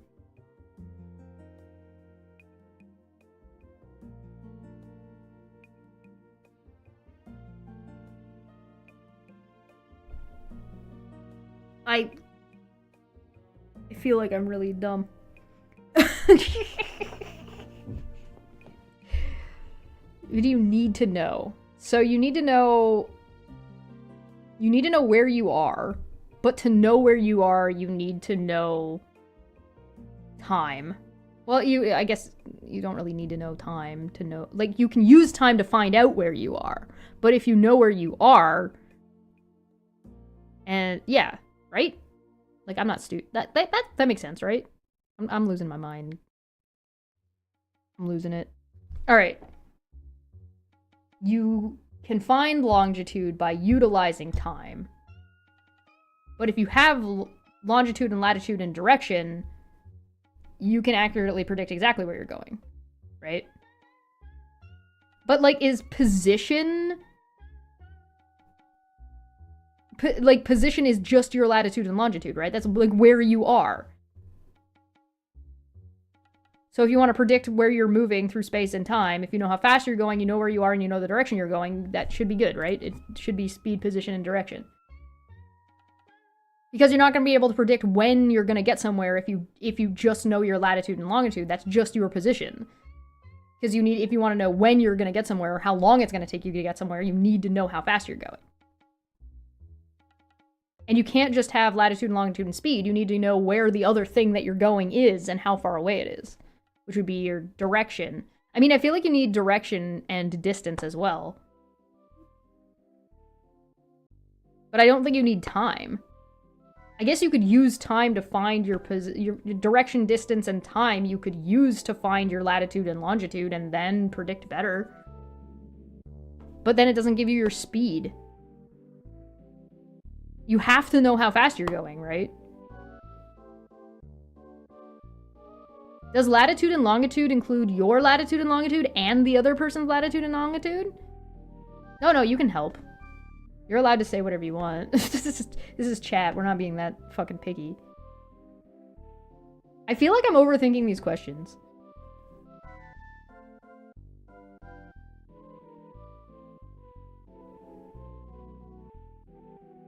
Accurately predict movement through space and... Well, it doesn't say arrival, right? It just says predict the movement through space and time. So you don't necessarily need to know the direction, or you don't necessarily need to know the position of the other place, like where you're going, right? I mean, you do practically, but if you're only trying to predict what are you trying to predict? Are you trying to predict how long it's going to take you to get to someplace else, or are you just trying to predict, like, do you have a set destination, I think is what I'm asking. All right, hold on. I'll be back in a second. I need to pee.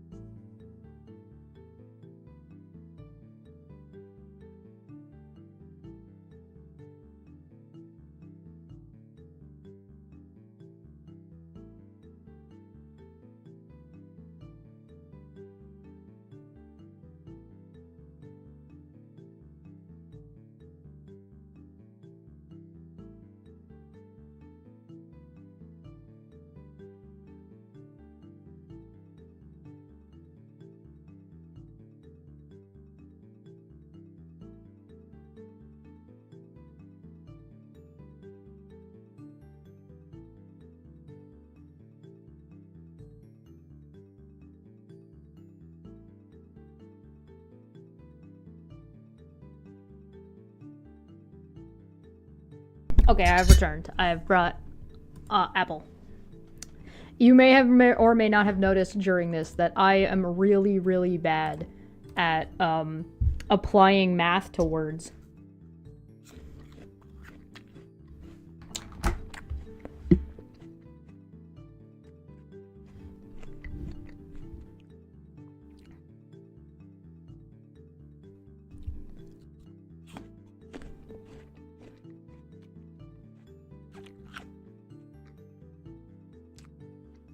Everything you've said in chat while I went and got an apple has confused me.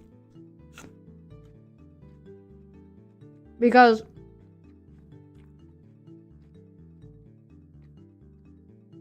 three components does a navigator need to know in order to accurately predict movement through space and time?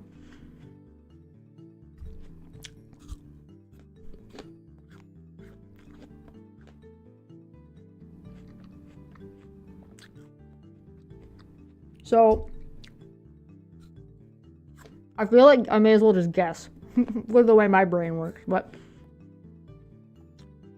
latitude and longitude gives you the location you are at, right? That tells you your position.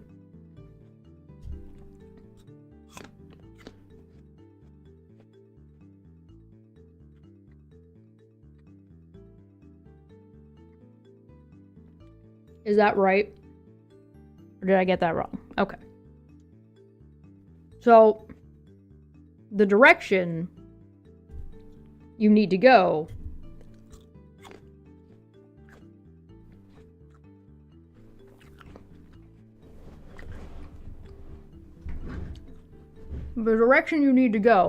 is also just the latitude and longitude, like the position of the other thing, right?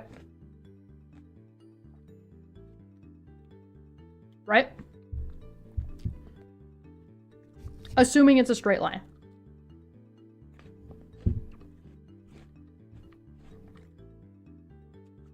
But if you want to predict, what are we predicting?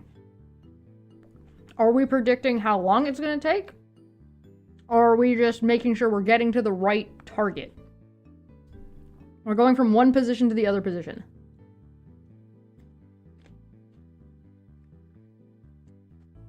Or are we just making sure that, are we predicting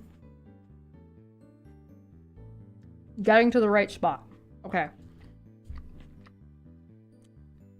We're predicting the course.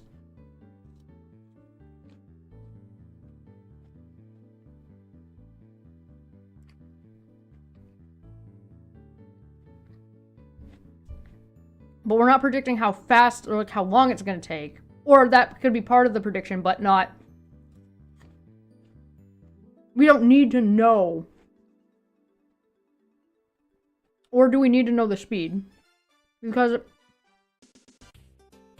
I mean, it doesn't matter how long the course takes in this question. I feel like it doesn't.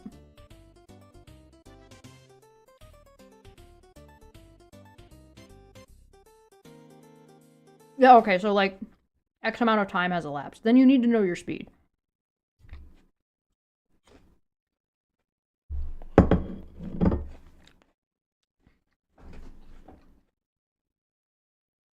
You need to know the speed, you need to know where you are, you need to know what direction you're going. Because you won't be able to predict the time if you don't know how fast you're going.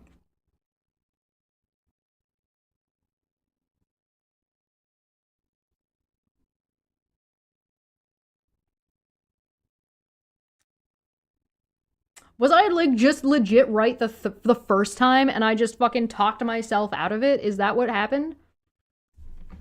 Fuck me, dude. This is such a me problem. I'm overthinking it.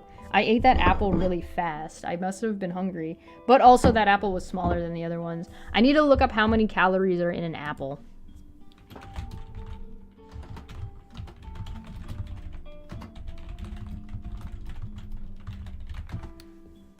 I mean, it's gonna vary per per apple, but that's okay. I forget what kind of apple this is.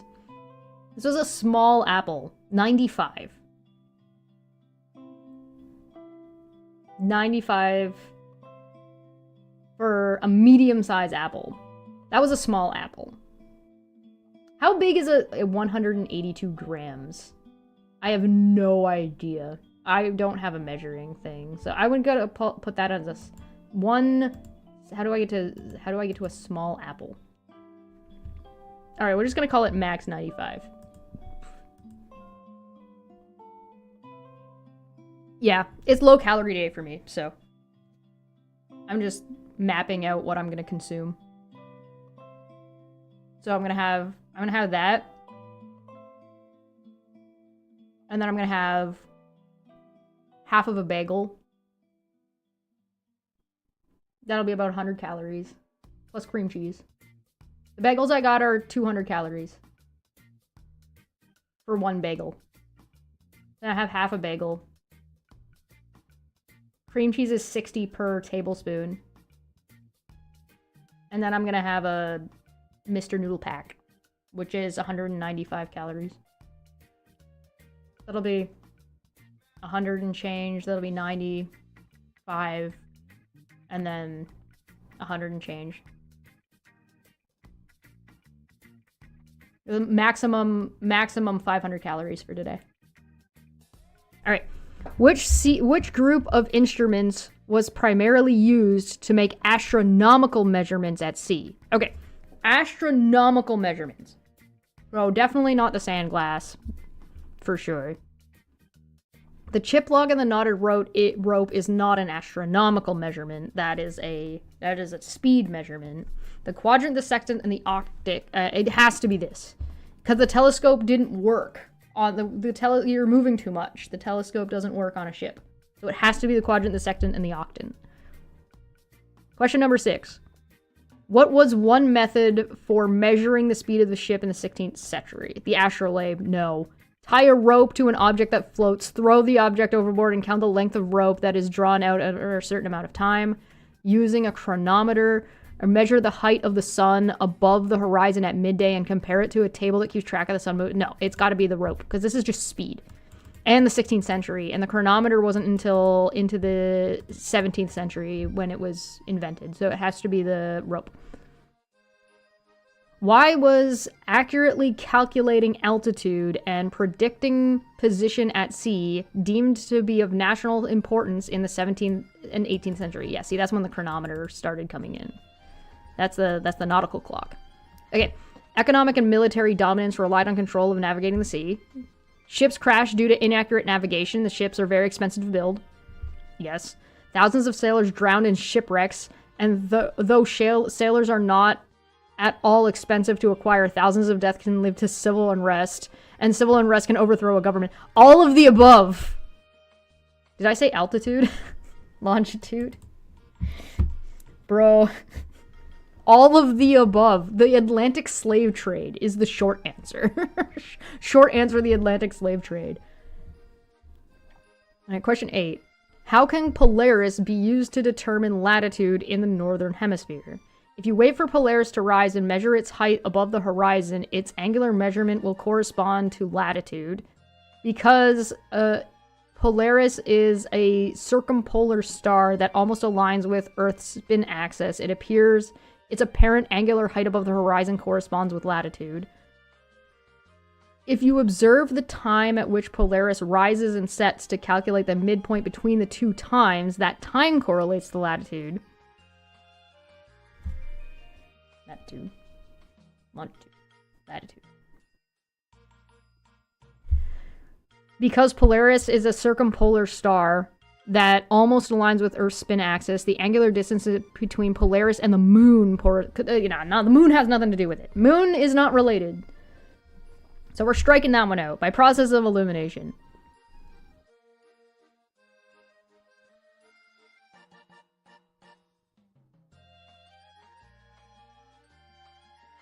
Height above the horizon. You observe the time at which Polaris rises and sets. I don't think it's time related. That's not quite right. You don't need to observe the time. You just need to know where Polaris is. So we're gonna strike option 3.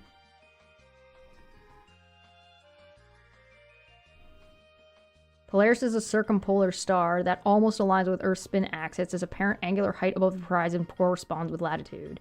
You wait for Polaris to rise and measure its height above the horizon. Its angular measurement will correspond. What's the difference between these two answers?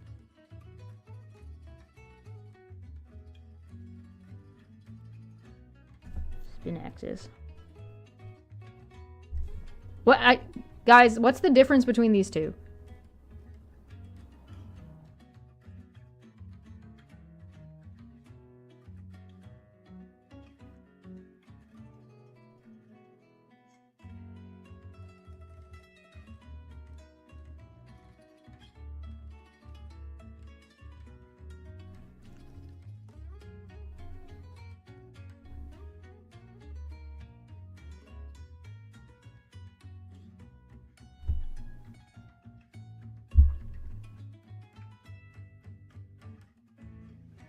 Yeah, Polaris doesn't move, right?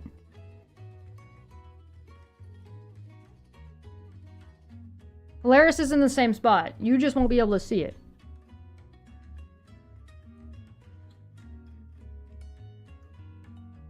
Either Polaris rises or sets, or Polaris doesn't move because it's in alignment with the spin axis. Right, yeah, Polaris doesn't move. Polaris is always there, right? And you can see it... You can see it almost all the time, as long as it's nighttime, right? And the only reason you can't see it in the day is because it's too bright.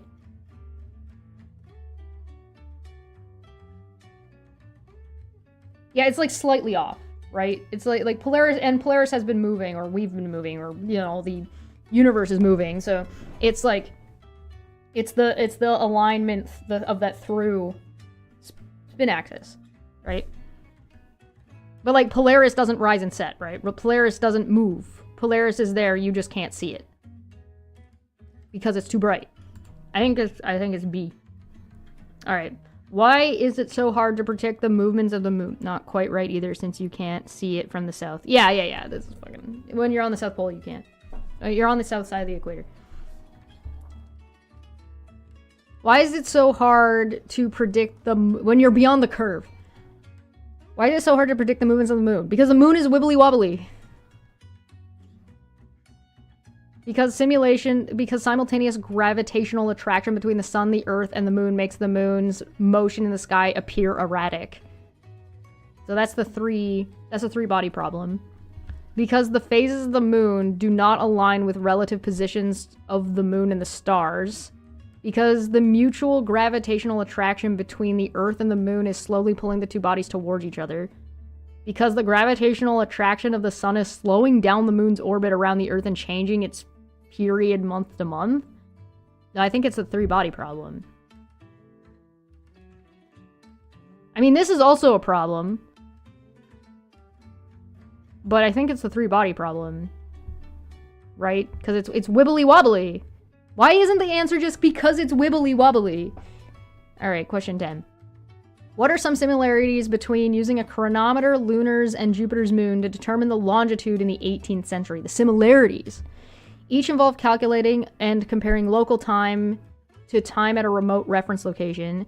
Each relied on knowledge and predictability of astronomical phenomenon. No, the chronometer doesn't use astrological phenomenon. Each required an advancement in the precision of an instrument and or mathematics before it could be a viable method. No, because yes, and no. Lunars didn't require a new instrument. And I don't think it required new mathematics either. It just required a lot more observation, right? All of the above. What new thing did the lunars use?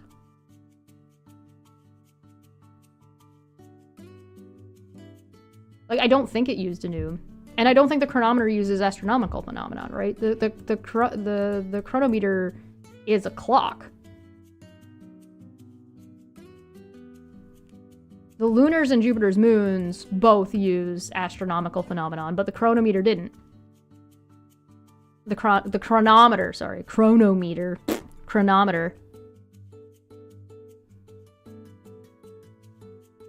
I think each involved calculating and comparing local time to a time at a remote location.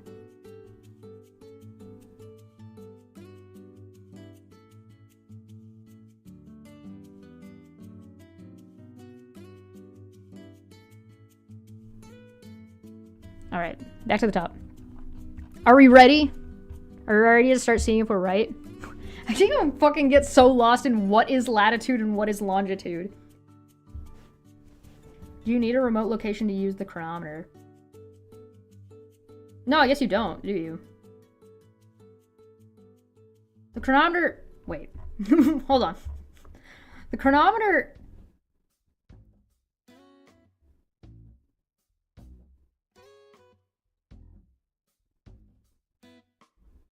You're still comparing the local time. To read a chronometer, you don't, but for the chronometer to help you navigate, you do.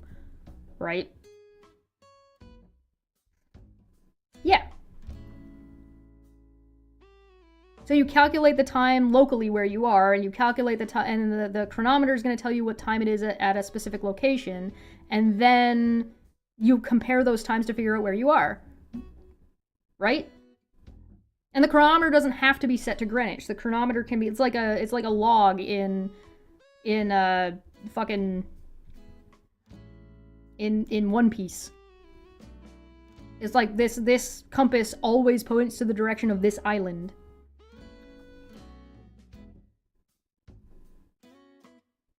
Well, the question you're asking or the question this is asking? Because this is the similarities. Because for the lunars, you need to know what the time is in other places, and you're comparing it to the almanac. Right? The almanac is going to tell you what the time is in X place, in its tables and in its charts. So you do your measurements, you find out what time it is based on those measurements, and then you compare it to the almanac. Same with Jupiter's moons. So, like, what are the similarities between using the chronometer, the lunars, and the Jupiter moons? It's each involves calculating and comparing local time to a time in a remote reference location. Chronometer is explicitly a reference location. The almanacs are both also explicitly reference locations.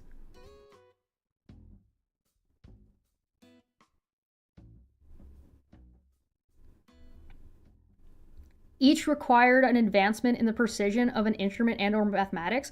But the Jupiter's moons, okay, so let's go walk through that one, right?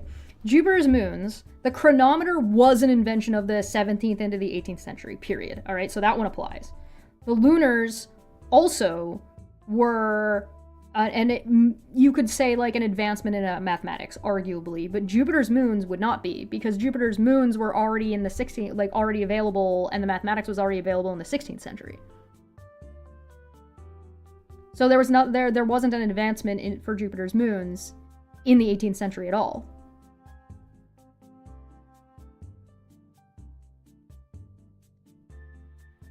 And even the lunars wasn't really additional information, or sorry, an additional instrument or mathematics. It was just it was additional observation that was then they were able to do the mathematics, because they were able to observe the moon for a long enough period of time, accurately enough. So it wasn't new mathematics. It was old mathematics with greater information.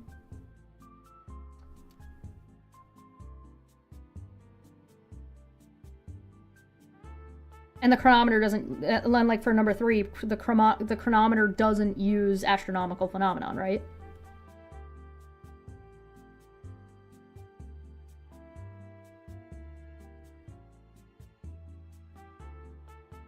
I just don't think there was an invention for lunar or Jupiter moons in the 18th century.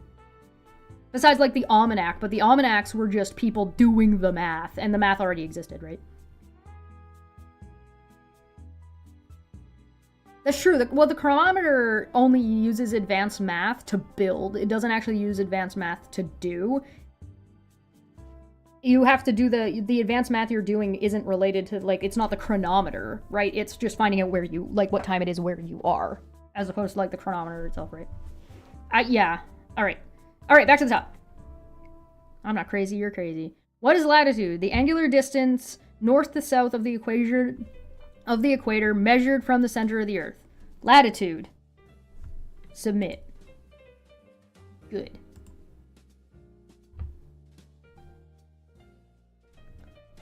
Question 2. What is longitude? It should be the same as this, but the prime meridian instead. And east to west. East to west. Wait, why is this east to west of the equator? Hold on. Wait, wait. yeah, we gotta read these ones again. Angular distance north to south of the equator measured from the center of the Earth. Angular distance east to west of the prime meridian measured from the center of the Earth along the equator. Angular distance north to south of the prime meridian. That doesn't make sense, because the prime meridian is this way. You can't go, like, north to south. That's latitude. Longitude is this way. Okay, so east to west of the equator measured from the center of the Earth along the prime meridian. So no, it's not along the prime meridian. It has to be this one instead. It's along the equator, because, like, you're traveling along the equator. There we go. I got it. We're good. We got it. This is why we read the questions carefully, all right? We gotta reread this shit. There we go. All right. Why is longitude harder to measure than latitude? So this one I'm not, like, this one I feel like yes. Because it was a sneaky one. The distance between the lines of longitude is much less near the poles, whereas the distance between the lines of latitude are more consistent. Yeah, latitude is more this way is consistent, right? Wait, is it? Is it?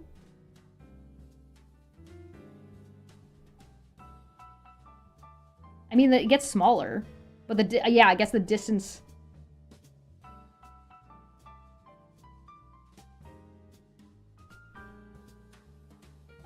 Everything gets closer together when you get to the poles.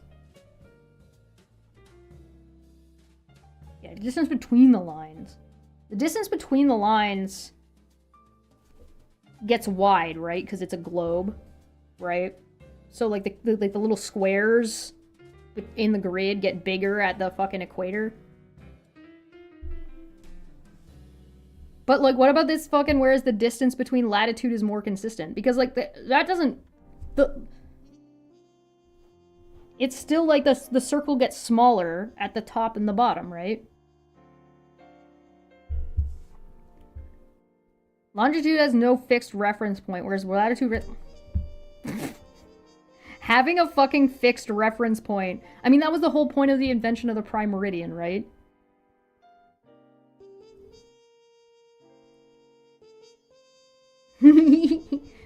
For many centuries, navigational instruments lacked the precision necessary for highly accurate measurements. I mean, that's true.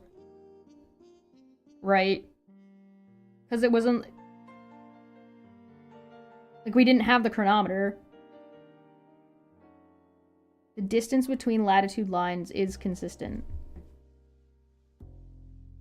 Is it? Oh, right, between the lines. Because it's just divided equally. Right.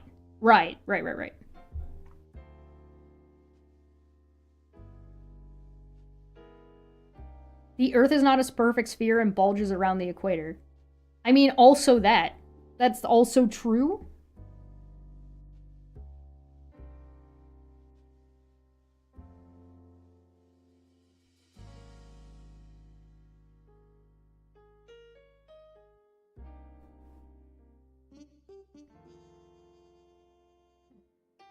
I mean, I feel like with longitude, you could just make up a point, right? It doesn't... Not having an easy reference point is a problem, but you can just make one up. That's kind of what we did, right? That's what the prime meridian is, just a made-up line. Bulging around the equator... Does bulging around the equator actually matter, though? I don't think so. Because we know it's a globe, right? I mean, it makes it difficult, but I don't think that's the thing that's making it that was something that they brought up that is problematic. But not in that way. So I think it's either this one or this one.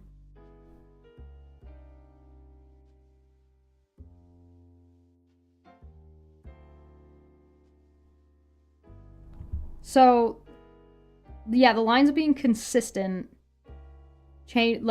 makes the math easy, and whereas longitude is harder to measure, right? Not to discover, to actually do the measurements, right?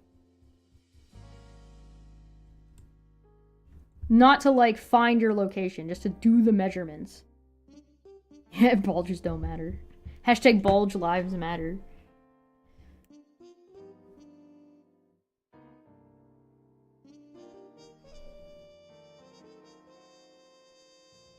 I guess part of the problem, too, is, like, we've been explicitly talking about longitude at sea. And they said regularly that longitude wasn't as difficult, or measuring these things wasn't as difficult when you were not at sea, because at sea you're lacking other key pieces of information, like visual references. It matters when you're estimating distance, but not fundamentally to navigation. That's a good point. It's the navigation.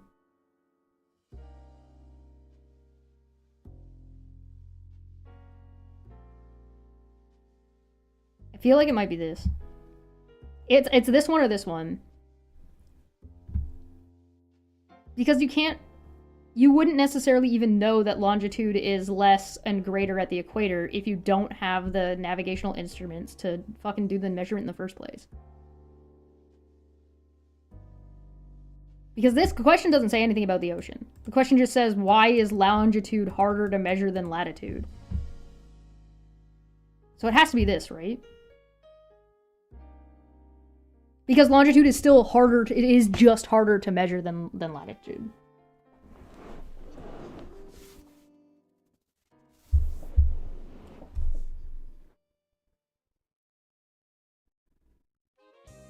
But by that logic, then this one could be the second one, right? It could be this one, because there's no fixed reference point. If you had a consistent fixed reference point, then and like the equator is, you would have the exact same thing.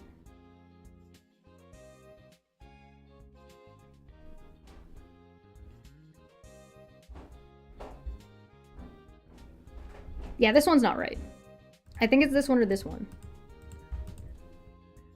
But my logic doesn't follow.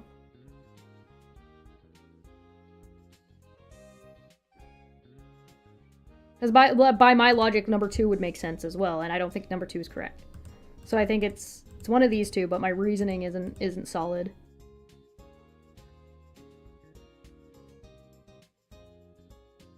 This is just not something this never came up. This did not come up as an issue at all in any of what we read through. This did. This didn't. This never came up.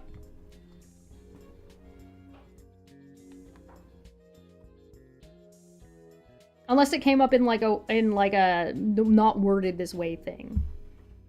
When they were like, look, we have the equator, but we don't have that for other things, and blah blah blah blah. I'll come back to it. What 3 components does a navigator need to know in order to predict the movement through space and time? I'm pretty sure speed, position, and direction is the correct answer. Okay, yeah, alright. Yeah. Which group of instruments was primarily used to make astronomical measurements at sea? That has to be correct. Alright.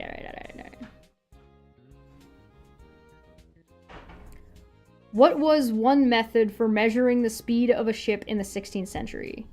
The chronometer wasn't around until the 17th, 18th century. The astrolabe is not used on the ocean.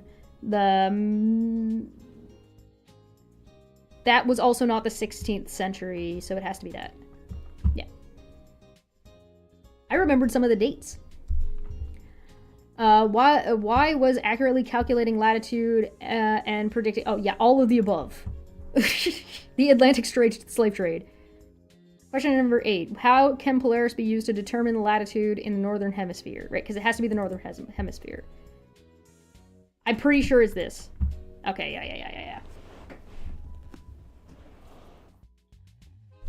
Why is it so hard to predict the movements of the moon?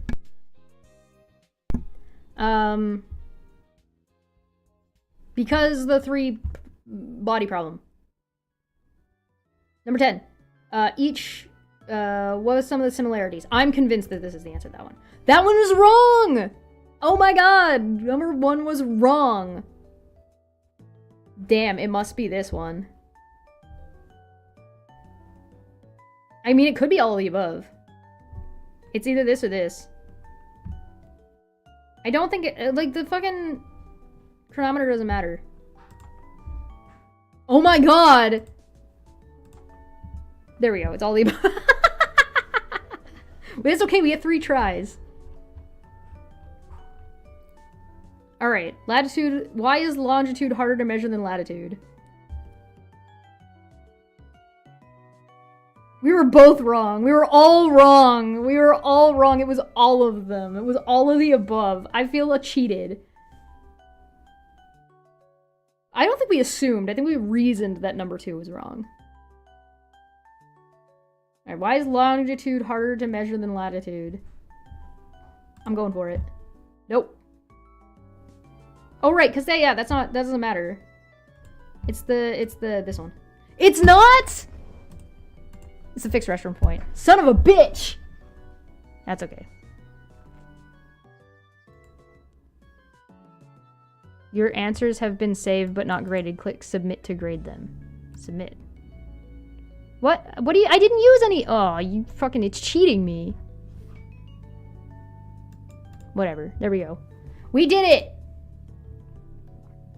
Is it completed now? Why did it go here?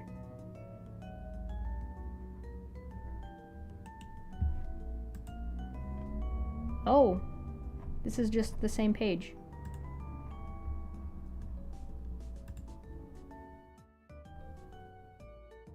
Galileo's compass path to Newton. Where am I? What am I doing? I finished the I'm so lost. Did this thing just set me fucking back?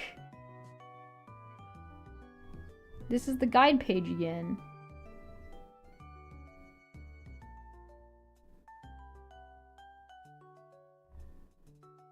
Yeah, we did this already. I'm confused. No, I didn't. No. I finished. No, that's not the introduction to the course. This— look, it's all the same.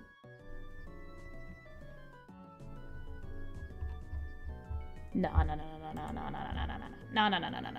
Because, like, why isn't this— we did this. How to actually navigate. Tools of the— we did all the videos. We did this. Oh, we didn't do this. Oh my god, there's a whole nother thing. Okay, well, we'll be back next week, I guess.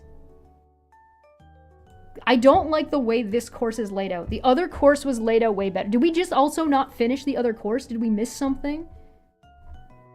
Whatever. It's fine. That's the end. We're done. That's it. It's over. For now. For now? This is confusing me. I don't know why the principles of navigation aren't done, like, doesn't say it's checked off. Because we did that. We did this. I'm just gonna click through it real fast. Oh no, we didn't. Wait, no, we did. I'm so lost. No, we definitely did that.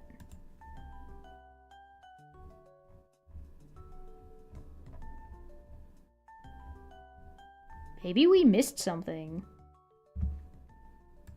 I think we missed something. It's fine. It's fine. It's fine, alright? It's fine. We'll be back with more of this next week. The end? ... question mark? Yeah, I'm fucking so confused. Alright, we'll be back. We'll be back with more of this on Tuesday. But tomorrow is, I think Manya's gonna go live talking about some stuff. And then we have Dumbfuck Friday, and it is Star Trek Day tomorrow. And then Monday we'll have our normal hangout. Sunday is now officially my day off. I'm taking the day off. This quiz was harder than the last one. Something's fucked up. Something's fucked up. Something got fucked up along the way of doing this course. I don't know what happened, but we ended up out of order somehow. Look at this. We ended up out of order somehow. We didn't finish the principles of navigation, but we did the history. So we did the quiz for the history, but we totally fucking missed something. We didn't do any of this stuff. How did the quiz happen before? I don't know. There's no quiz inside the tools. I'm so confused. I am very confused. It's okay. We're still gonna go through it all. We'll still go through and check it out, but I'm fucking lost in the sauce, my guys. You want me to check memes? I don't even have Discord open, actually. I didn't even actually open Discord at all. I am not okay. This was a struggle. I struggled through that. Alright, I'm going to memes. What is latitude? Oh dear God. Pain.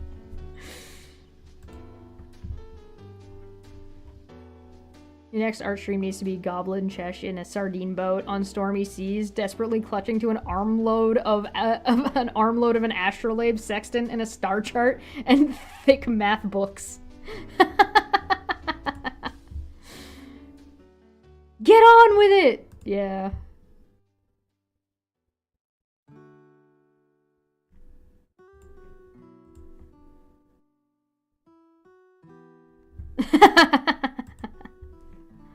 Alright. Yeah, latitude, prime meridian, longitude, equator. It's gonna take me like 2 minutes to think through it every single fucking time. See, don't say it to me backwards. Don't do that. You're gonna mess me all up again. By next week, I will be just as equally confused. By next week, I'll have it backwards again. I promise. I assure you, I will have it back. Like, it's so difficult for me to fucking conceptualize it. I don't know why. Like, maybe because I've had it wrong for so long, but it's, like, really difficult for me to conceptualize it. Yeah, join us on the next stream where Chesh has forgotten everything. I know, right? Okay.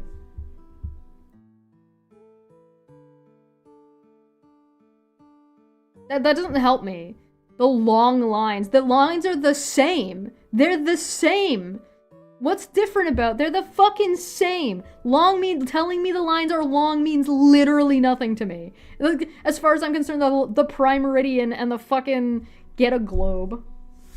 I need a ball. Buy a globe. I'm not gonna buy a globe. I'm not gonna do that. That won't help me. I promise you that will not help me. I have to, like, step by step through it. I have to be like, okay, this way, this way. If I'm going this way, I'm changing this. If I'm going this way, I'm changing this. If I go diagonally, I'm changing this and this in this direction. Like, I have to, like, step by step it. That's my brain like, I have to. If I don't, I'll just get lost in my own sauce. Now Chesh is gonna go stay up until 6 in the morning and pass out. Ugh. No, I'm gonna get up. I'm gonna go do the other half of my workout. Okay, so longitude is this way. Latitude is this way. So if I'm moving east to west on a parallel latitude, then I am changing my longitude. If I move north to south on a parallel line with longitude, then I'm changing my latitude.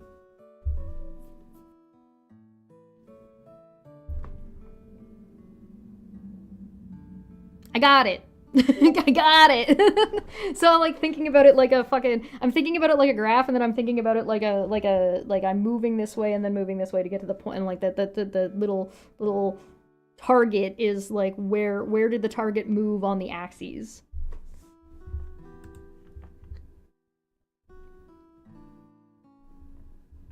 That's the way my brain is trying to, like, fucking brain through this, okay? I need a treat. But it is not the right day for that. So maybe on Friday I'll get myself something nice.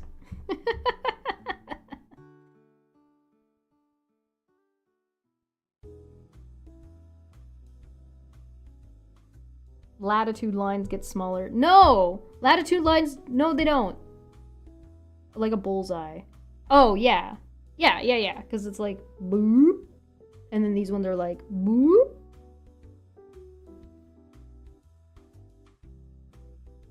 Yeah. Yeah. Don't, like, stop talking. I've got it figured out. Stop talking about it. If you add stuff, I'm gonna get confused again. Longitude is how long you can sail into the Atlantic Ocean from Britain.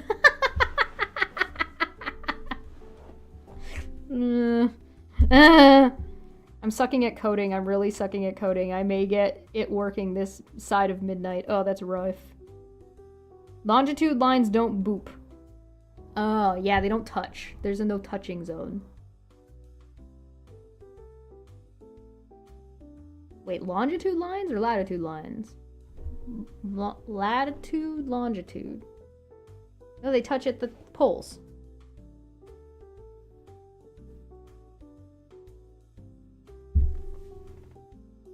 Latitude lines don't touch. Yeah. Yeah. Yeah. Yeah, good luck with your programming. We're eventually going to get to a programming course in the courses we're doing. Eventually.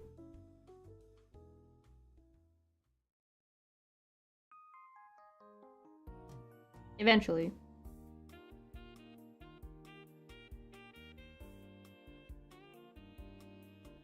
Alright.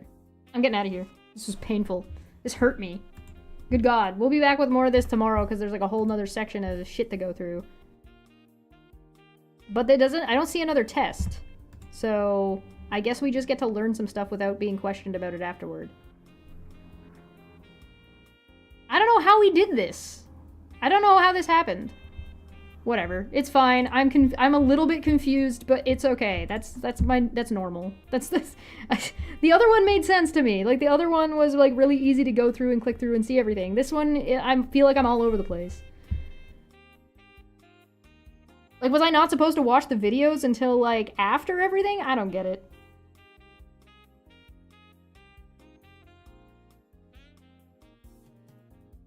Okay, bye.